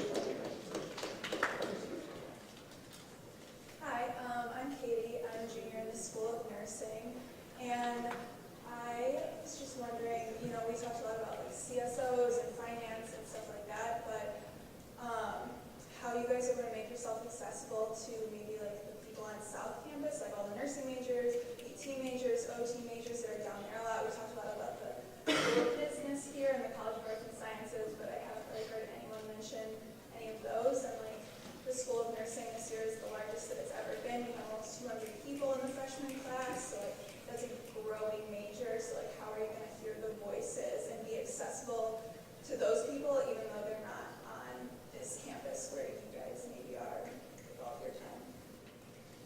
Yeah, that's a great question. So I think one way to do that is by being present on that campus. So, maybe moving my office hours over there on occasion, or, just hanging out, taking the shuttle, or going to fresh gatherings on occasion for lunch. I think that's one way. And then I also think it's active outreach.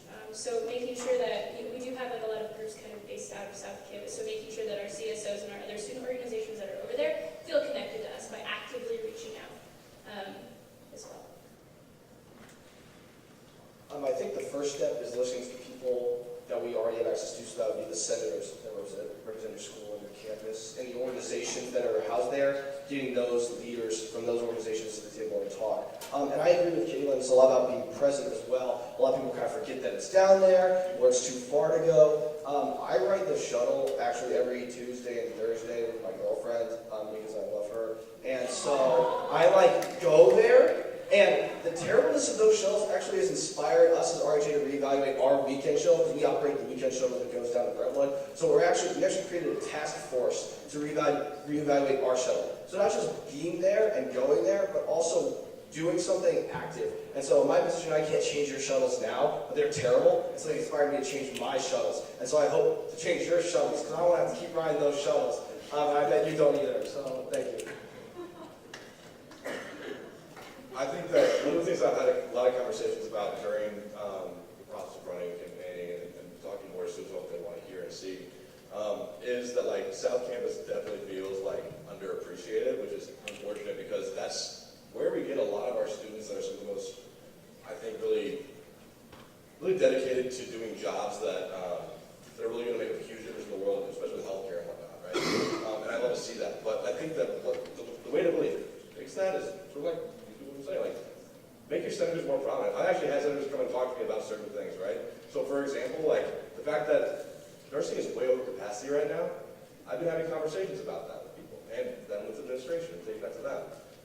As a problem that we're sort of trying to talk about, but also I've done my best to make myself as accessible as possible with the academic concerns form, with basically meeting with any student by appointment ever that wants to meet with me, so that way I can just sort of get the input that students want to give me as VP of Academic Affairs, and hopefully as president as well. Time. Yeah, so I definitely agree. I think senator development is also important, so that your senators, I think you guys have a new one this year because you've grown so much, so that we can get more of your voices represented, and specifically for nursing students. I just want you to know, I know that you pay extra fees that don't actually go to the nursing school. I am working on that. I literally have a meeting next week about it because that's ridiculous. Thank you. So fees from nursing should go to nursing. And so that's something that I'm also actively doing to support. I think also just giving, something that I mentioned when talking about Greek life is also breaking stereotypes, giving people the respect that they deserve for the majors that they have. Nursing is a phenomenal major. I've learned that a lot this year. It's great. And making sure that we respect the people there just for who they are, what they study, and them as people. Also acknowledging that I think the majority of our university revenue, at least a plurality, actually comes from our medical services, a lot of which originate off of our South Campus. So having our administrators also recognize that, hey, I got there.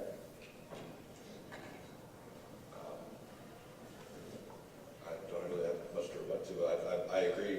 Yeah, we need to do a better job of holding administration accountable, but the way to do that isn't to get angry with them and yell at them and scream at them. I think that I want students to me, so that way I can take all that energy can be in me, and I can go into a room and say, hey, students aren't really liking what is happening.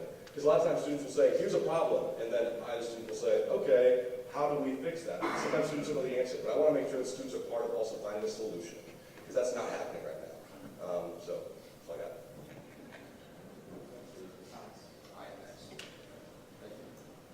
Hi, my name is Amy. I'm a sophomore in the College for Public Health and Social Justice. Last fall, Airmark advertised that they would be playing taco music at an upcoming event in Grand Dining Hall. SGA never publicly commented, choosing instead to remain silent despite student outcry. Do you support this position that SGA chose to take concerning the incident? What would you do as SGA president to prevent similar racist incidents from occurring again? And how you would ensure that SGA holds perpetrators, including institutions, accountable for biased actions in the future? Okay, that is a little question. I've got a minute. So I'm going to try my best to answer each part. First off, I think all three of us up here would agree on this, that we're going to remember that incident when Aramark's contract comes up at the end of next year. We're going to be like, hey, listen, you did this, and that's a reflection of the quality of work that you do. Also, be constantly aware of what groups like Airmark that we outsource work to, what they're doing. So we have the Food Advisory Board that meets every week Friday at 1 o'clock in Grand Dining Hall that I attend every once in a while. The show goes to.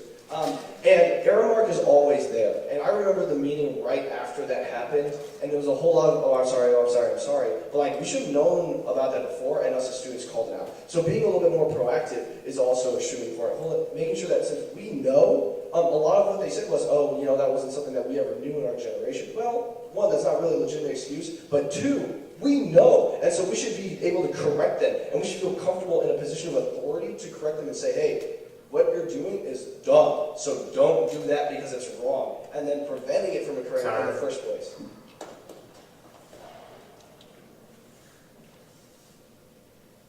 When that happened, I remember immediately having a moment of like, we should probably respond to this. We should probably say something about this. And I think that what happened generally was people were, it was a sort of a quieter thing, the way that SGA sort of handled it.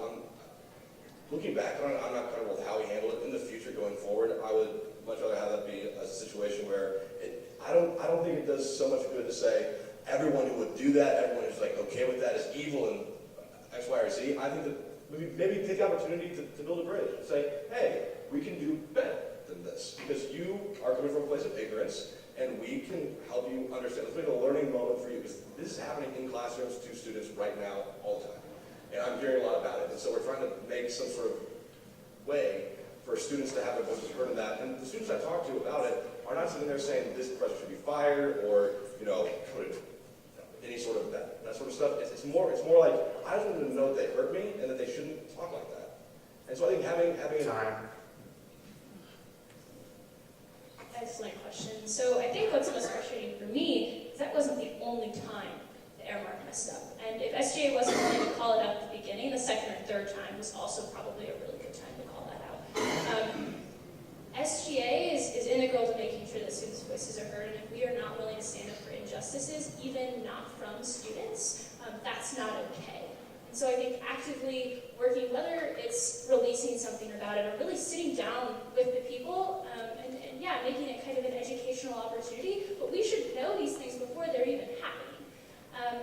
If Airmark's going to make all these advertisements, why aren't there students in the room? Like, that's problem number one. So making sure that things like that happen. But I think ways to proactively, kind of what we're going to do to prevent these in the future, is working with groups like Airmark and other outside groups, as well as people within SLU, to make sure that we're all on the same page, and making sure that we're actively working to educate ourselves and pushing people to educate themselves as well, so these don't happen in the future.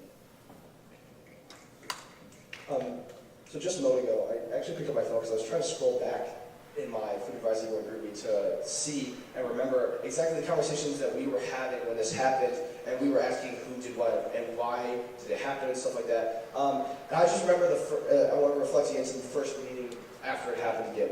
And there was a particular member of the group that brought another student who was affected by that to the table, and that person talked about their experience and their relationship with that, and we need to try to do that more frequently as well. Bring more people from more backgrounds to the table before it happens, but also after, to try and reflect, why, 3 weeks later, okay. Additionally, with bringing more students to the table from those backgrounds, we need to also make sure that we're at the table where there's are being made, right? We need to be at the table when, like we've sort of been saying, when somebody says, we're going to go ahead and do this thing, we're going to go ahead and have this sort of theme and do it this way, right? Why weren't we there? And also, how do we stop that from happening again? I think the best way to do it really is just to say to Aramark, to outsource groups, but also to inside groups, like, hey, like, we can help you. Like, we're useful. And just make them know, like, we can also be useful to them for students, on behalf of students, for students. I think kind of most of it's been said, but it's important that we're there and that we're at the table, and if we aren't continually willing to educate ourselves and focus on these issues, then there's no way they're ever going to stop happening in the future. But I also think it's not just on those who are affected to call people out, it's on the majority. It's on us to call things when we see things that are inappropriate and not okay. It's not always on the people affected. That's not their job. Yeah.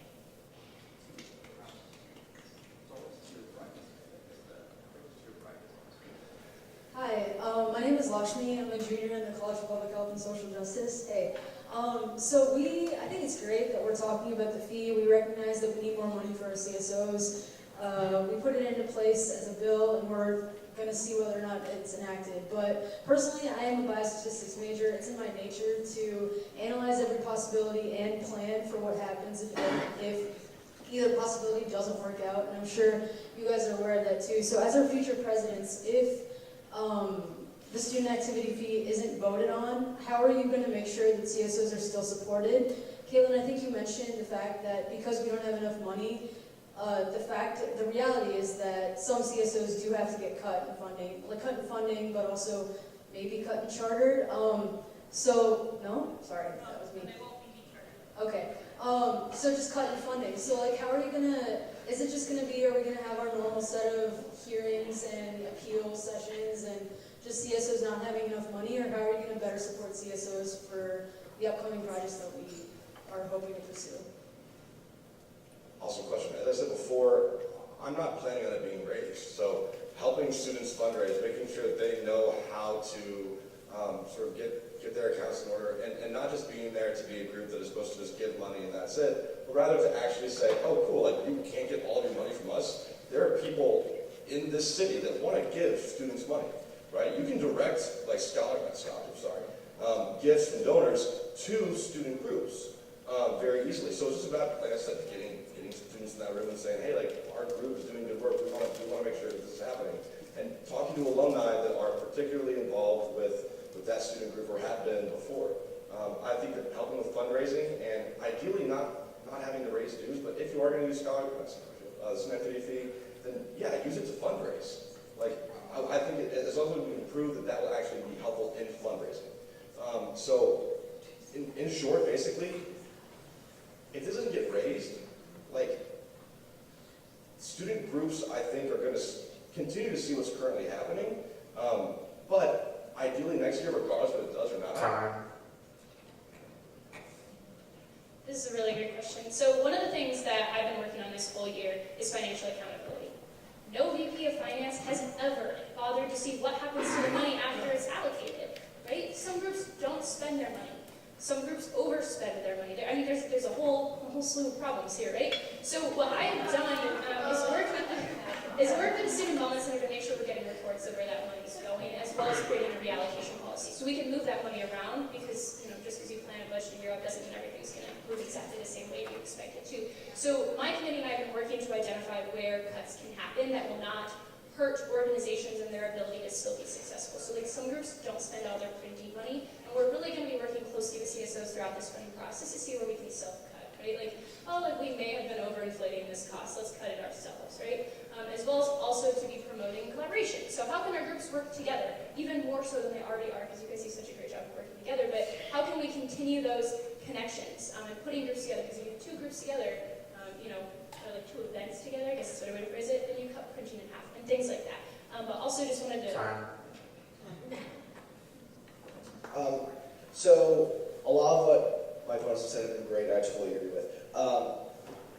I'm an accounting major, and so I'm definitely not making all my decisions based off of the idea that this fee is being raised.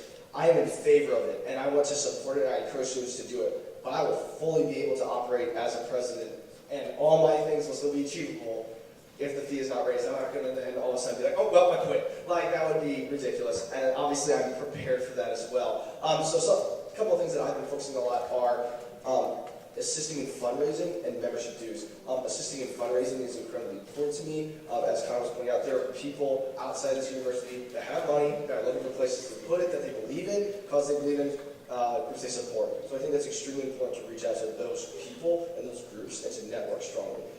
Dues. The AAA on campus has a great dues process where they pay their dues and then they go and do some sort of work, whether that be like Six Flags, raising money, or do a profit share, or sell t-shirts or hats or something, and then you get your dues back. And so you benefit the organization by getting hats and shirts out there and raising money, and you also still get the dues back.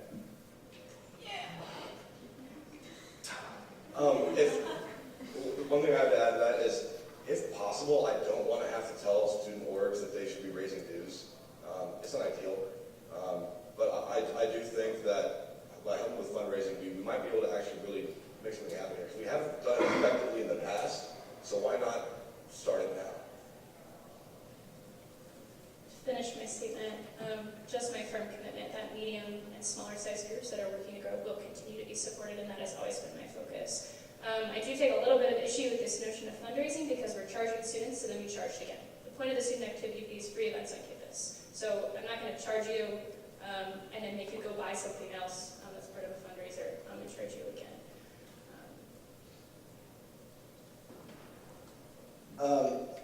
So at the end of the day, I want to emphasize again that I support raising the fee. And that is because I don't want to have to encourage groups to fundraise so they have to double pay, or raise dues so they have to double pay. Because if you raise dues or fundraise, I think at the end of the day, you're going to make a larger economic impact on each individual student that would want to attend than by just raising the fee. And so in my personal opinion, raising the fee would be the best option, and so I want to encourage that again. Thank you. Hi, my name is Maya. I'm a second year social work student. And in our conversations about diversity and inclusion, one place where SLU undeniably falls short is in our scholarship program, specifically the Presidential and MLK Scholarship. So in your role as SGA President, what will you do to make those programs more equitable?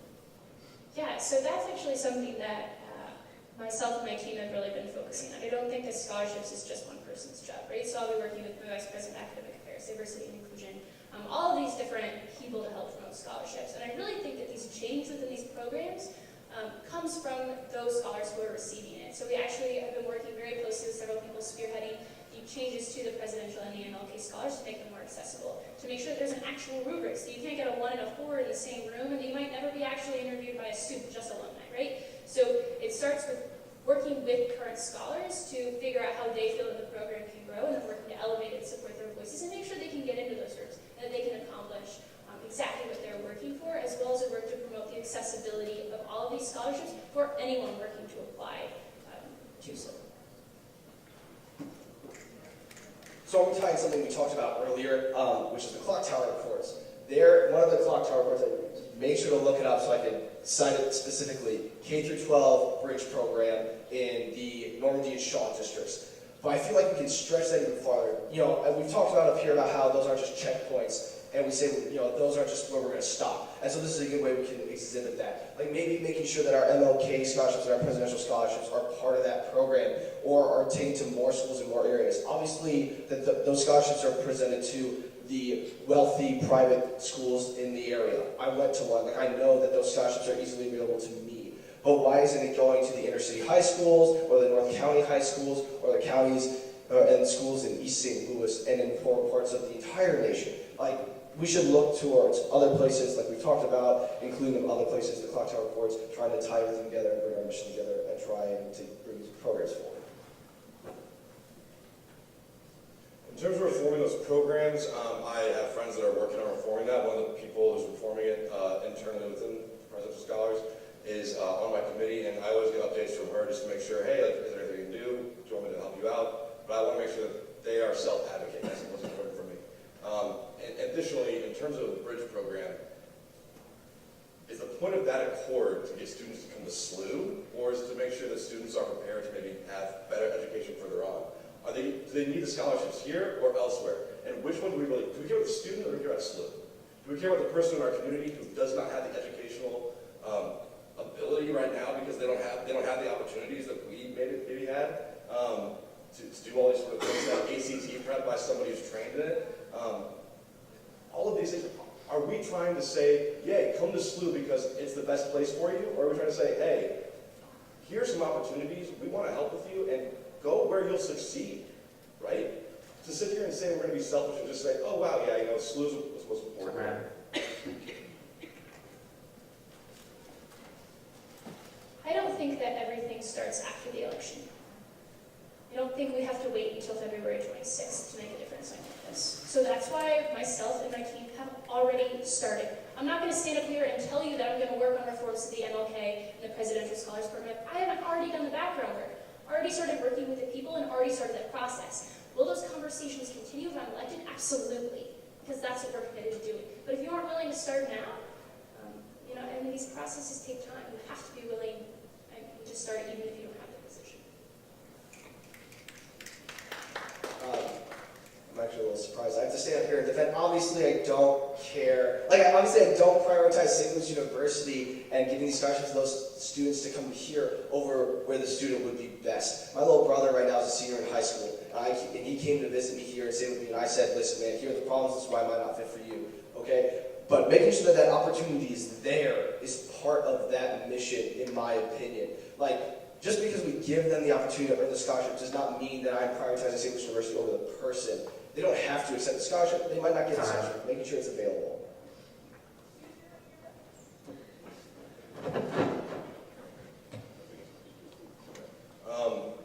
In terms of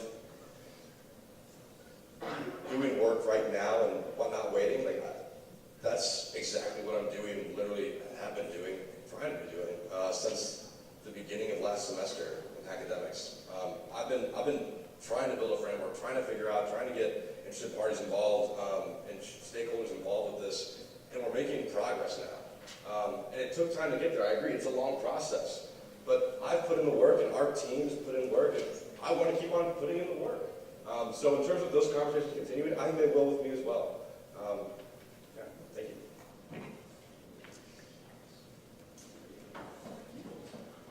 All right, hello, my name is Tom Bergen. I'm a junior here in the Chaffetz School of Business.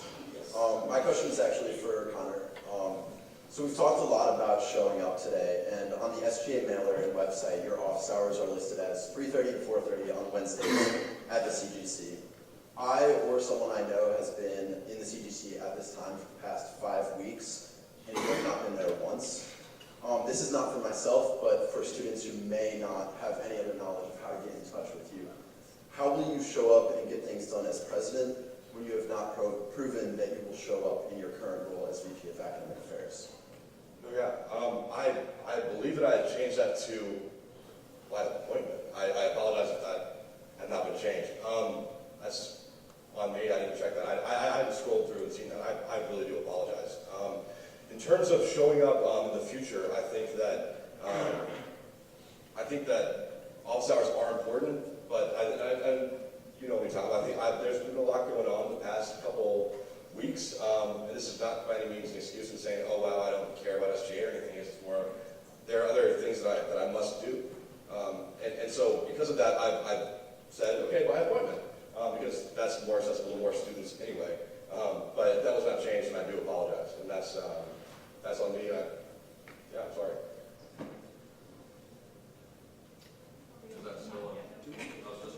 If the other candidates wish to take 1 minute, they can, but since it was a directed question, you do not have to.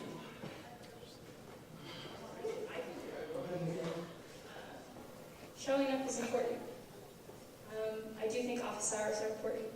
I have 2 office hours a week. I also do by appointment. I also think it's important to be accessible in other ways in addition to being in person. I have a 24-hour email response time for every single CSO and person on this campus. I have yet to miss one because SGA has always been and will continue to be my priority. You and working with you is my job right now. It's to support you, and I want to continue to do that next year. This is not in any way critique of Connor. I just think I would like to mention making sure that there are more than there are like so many outlets. The more outlets to reach somebody, the better. Facebook Messenger, text message, email. Like I want people to have my phone number. If you spam me, then I'll block you. But I'm gonna innocent till proven guilty. I will give anybody my phone number that wants it. Like if you really want it now, I'm gonna walk up and ask me it afterwards. I'll give you my phone number because I'm happy to talk to anybody. And I really have a lot of free time for stuff like this. RHA is my life right now. But obviously, if I were to get this job, this would become my life then. And I also don't study a whole lot, so I have lots of free time. So I've been there. And do I continue to go first? Or? Since the question was directed at Connor, he gets a 30-second response. Okay, so in addition to that, like, I mean, and this is, I'm not sitting here saying like that's not okay. But Tom, you have my phone number. You have all of these things, and you didn't reach out to me and say, hey, Connor, like, this is the information that was given, and here's what you're not doing. I don't think that every student's going to do that, but because you are so linked in with me, and you are part of a team, why didn't you make sure that somebody was aware that this wasn't happening and it was supposed to be? Because then there are other students who might have been there that didn't have the opportunity to see it.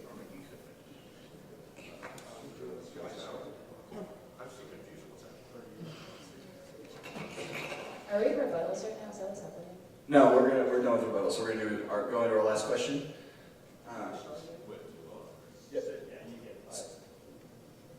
Does anybody have a water? I have a little something in my throat, and I don't want to keep sitting up here coughing. If nobody has water, that's okay. Okay, I'll stall and get some water. But first off, thank you, candidates, for your responses. I understand that I remember when I was up there getting grilled by questions, so I think you guys are doing a really great job. Also, thank you to election commission as well. I understand the stress of putting this together, but you guys are doing a great job. So, last question. I'm of the mindset that how a organization functions is reflective of the leadership. So I've been in SGAs with good leadership, and I've been on SGAs with not so great leadership. So my question to you all, and I think it's fitting to the last question is, what is leadership, like in your opinion, and from that, what is your leadership style? Okay, first off, Caitlin Martin's got my vote for giving me water. Just kidding.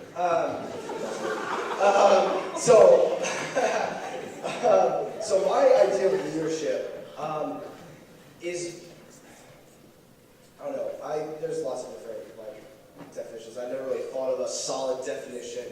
So forgive me if I don't give you a formal definition, but I'll just focus on my style. I like to be a listener before a talker. You know, my dad tells me you have 2 ears and 1 mouth, so I hear twice as much as you speak. And I know I've done a heck of a lot of speaking tonight.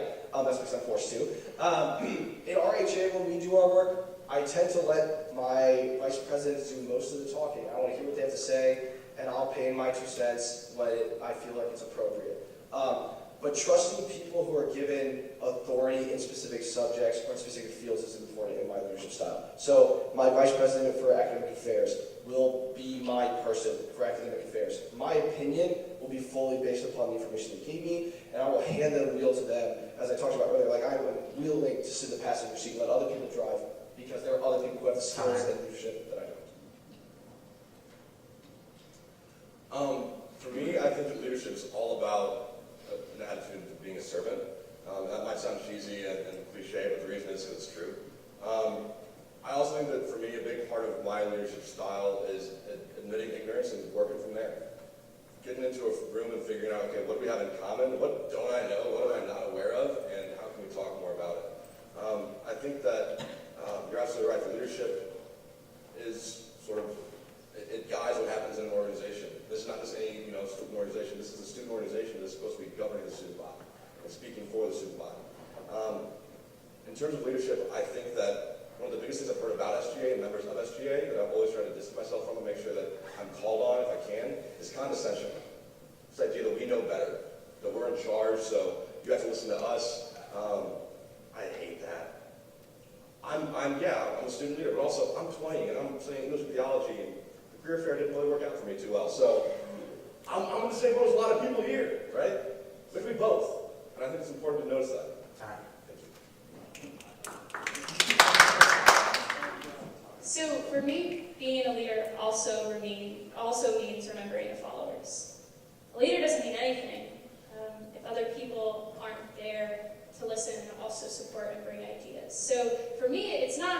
it's not really about me.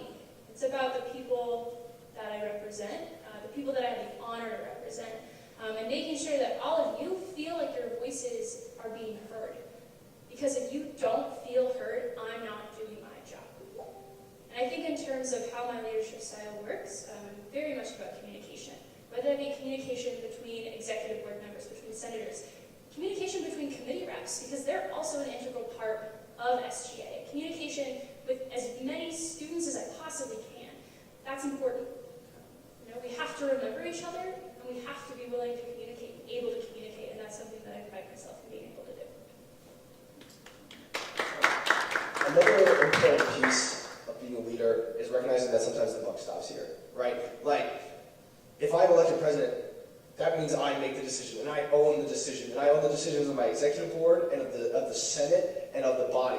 As the official representative, you have to own up for your mistakes as much as you do for the successes. And so stuff like when we were talking about Airmark, stepping up for that, being like, listen, my organization, my government did not step up in this instance, and recognizing that fault. Or in some of my own work here, like, we have to have an emergency meeting this weekend. And I have to say that to my board members.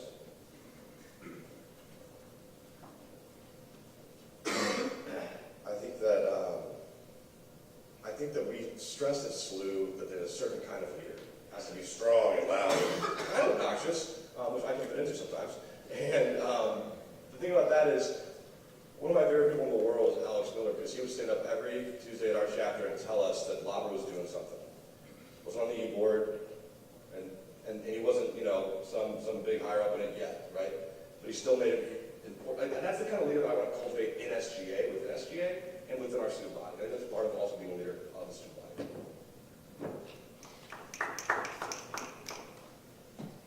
I think an important part, particularly of being an SGA president, is being passionate about SLU. Being passionate about what every single one of us bring to this university every day, but also realizing that there's so many ways to grow, and using this passion and desire to make SLU a better place every single day. And that's what I plan on actively doing as SGA president, is celebrating the greatness, but pushing for the growth.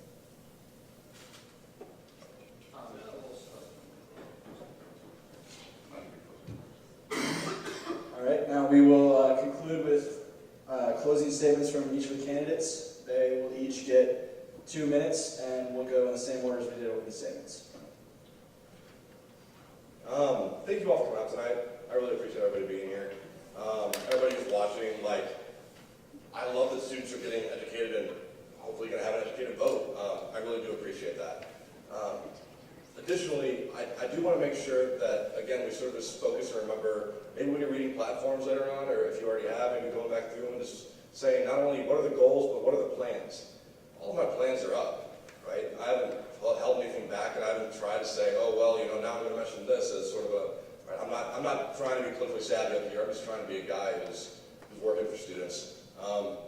And maybe that sounds a little simple, but I think that that's as simple as it needs to be. We don't need to be so serious all the time. We don't need to act like this is the end of the world. We don't need to act like this is the end-all, be-all of being a student at SLU. I just want to acknowledge that I've had a great opportunity to be able to talk to more students and be around more students than a lot of other classmates and peers of mine. And through that all, there's been a general distrust of SGA. I want to change that. I want to be a student government that works for you, but also realize that we're not aside or apart from students. We are students. And the second we stop acting like it and realizing it, there's a huge problem. Because guess what? We mess up. We're not perfect. We're all here to learn in multiple ways and through multiple things. So I want to thank you again for coming out, and I hope that all y'all continue to get educated, come out to vote on Monday, and tell all your friends, and do that kind of stuff. Thanks.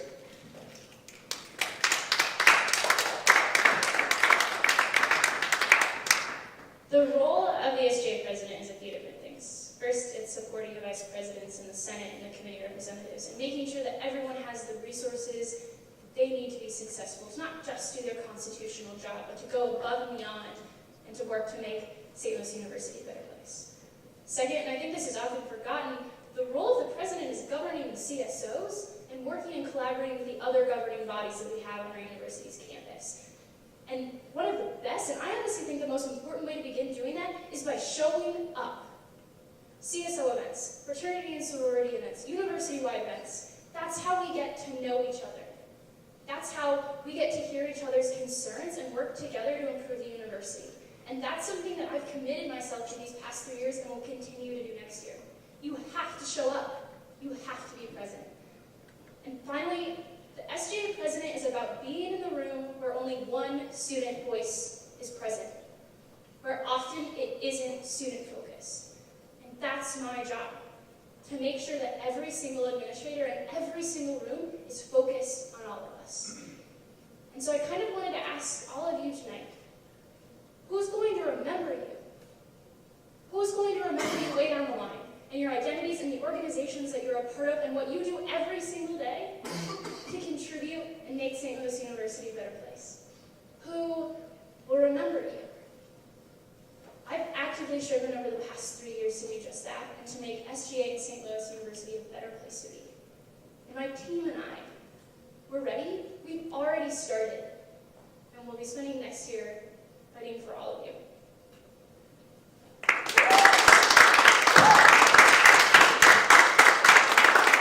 Sorry, this is kind of so bad. Thanks.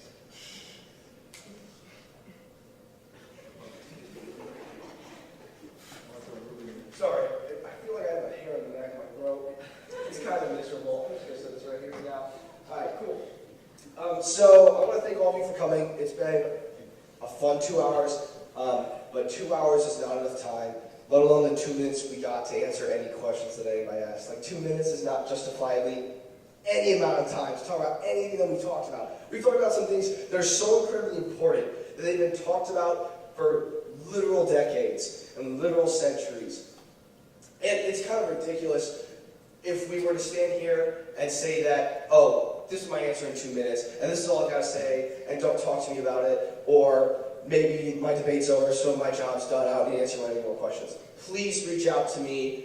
Please ask me the questions. The questions are what I thrive on and what make my work better and what make SGA better. If people don't ask questions, then we don't move forward. I'd like to finish by saying that SLU is my home. My grandfather went here, my father went here, a lot of his brothers went here, 2 of my cousins go here now, some of my cousins went here before, and so I've got a lot of family at the school. But beyond my actual blood family, you know, my roommates are my brothers. I found the love of my life here at the school. I hang out with some amazing people that I consider my family. I would bring home to have dinner with my parents anytime. And I find so much pride in that, and I, no matter what, will love this school. And I want everybody else to feel the same way when they're here, their junior year, their senior year, and they're about to graduate, to say, wow, I'm leaving a home. I'm leaving behind people that I care about. Excuse me. And I'll come back to that school, and I'll care about that school. And I really will miss that school, because that school was my home. And I lived there, and I loved there, and it was my passion and my drive. And so I hope everybody can take away the same thing that I can after their time at SLU, and hopefully, you know, make this their home. So thank you, and vote loudly.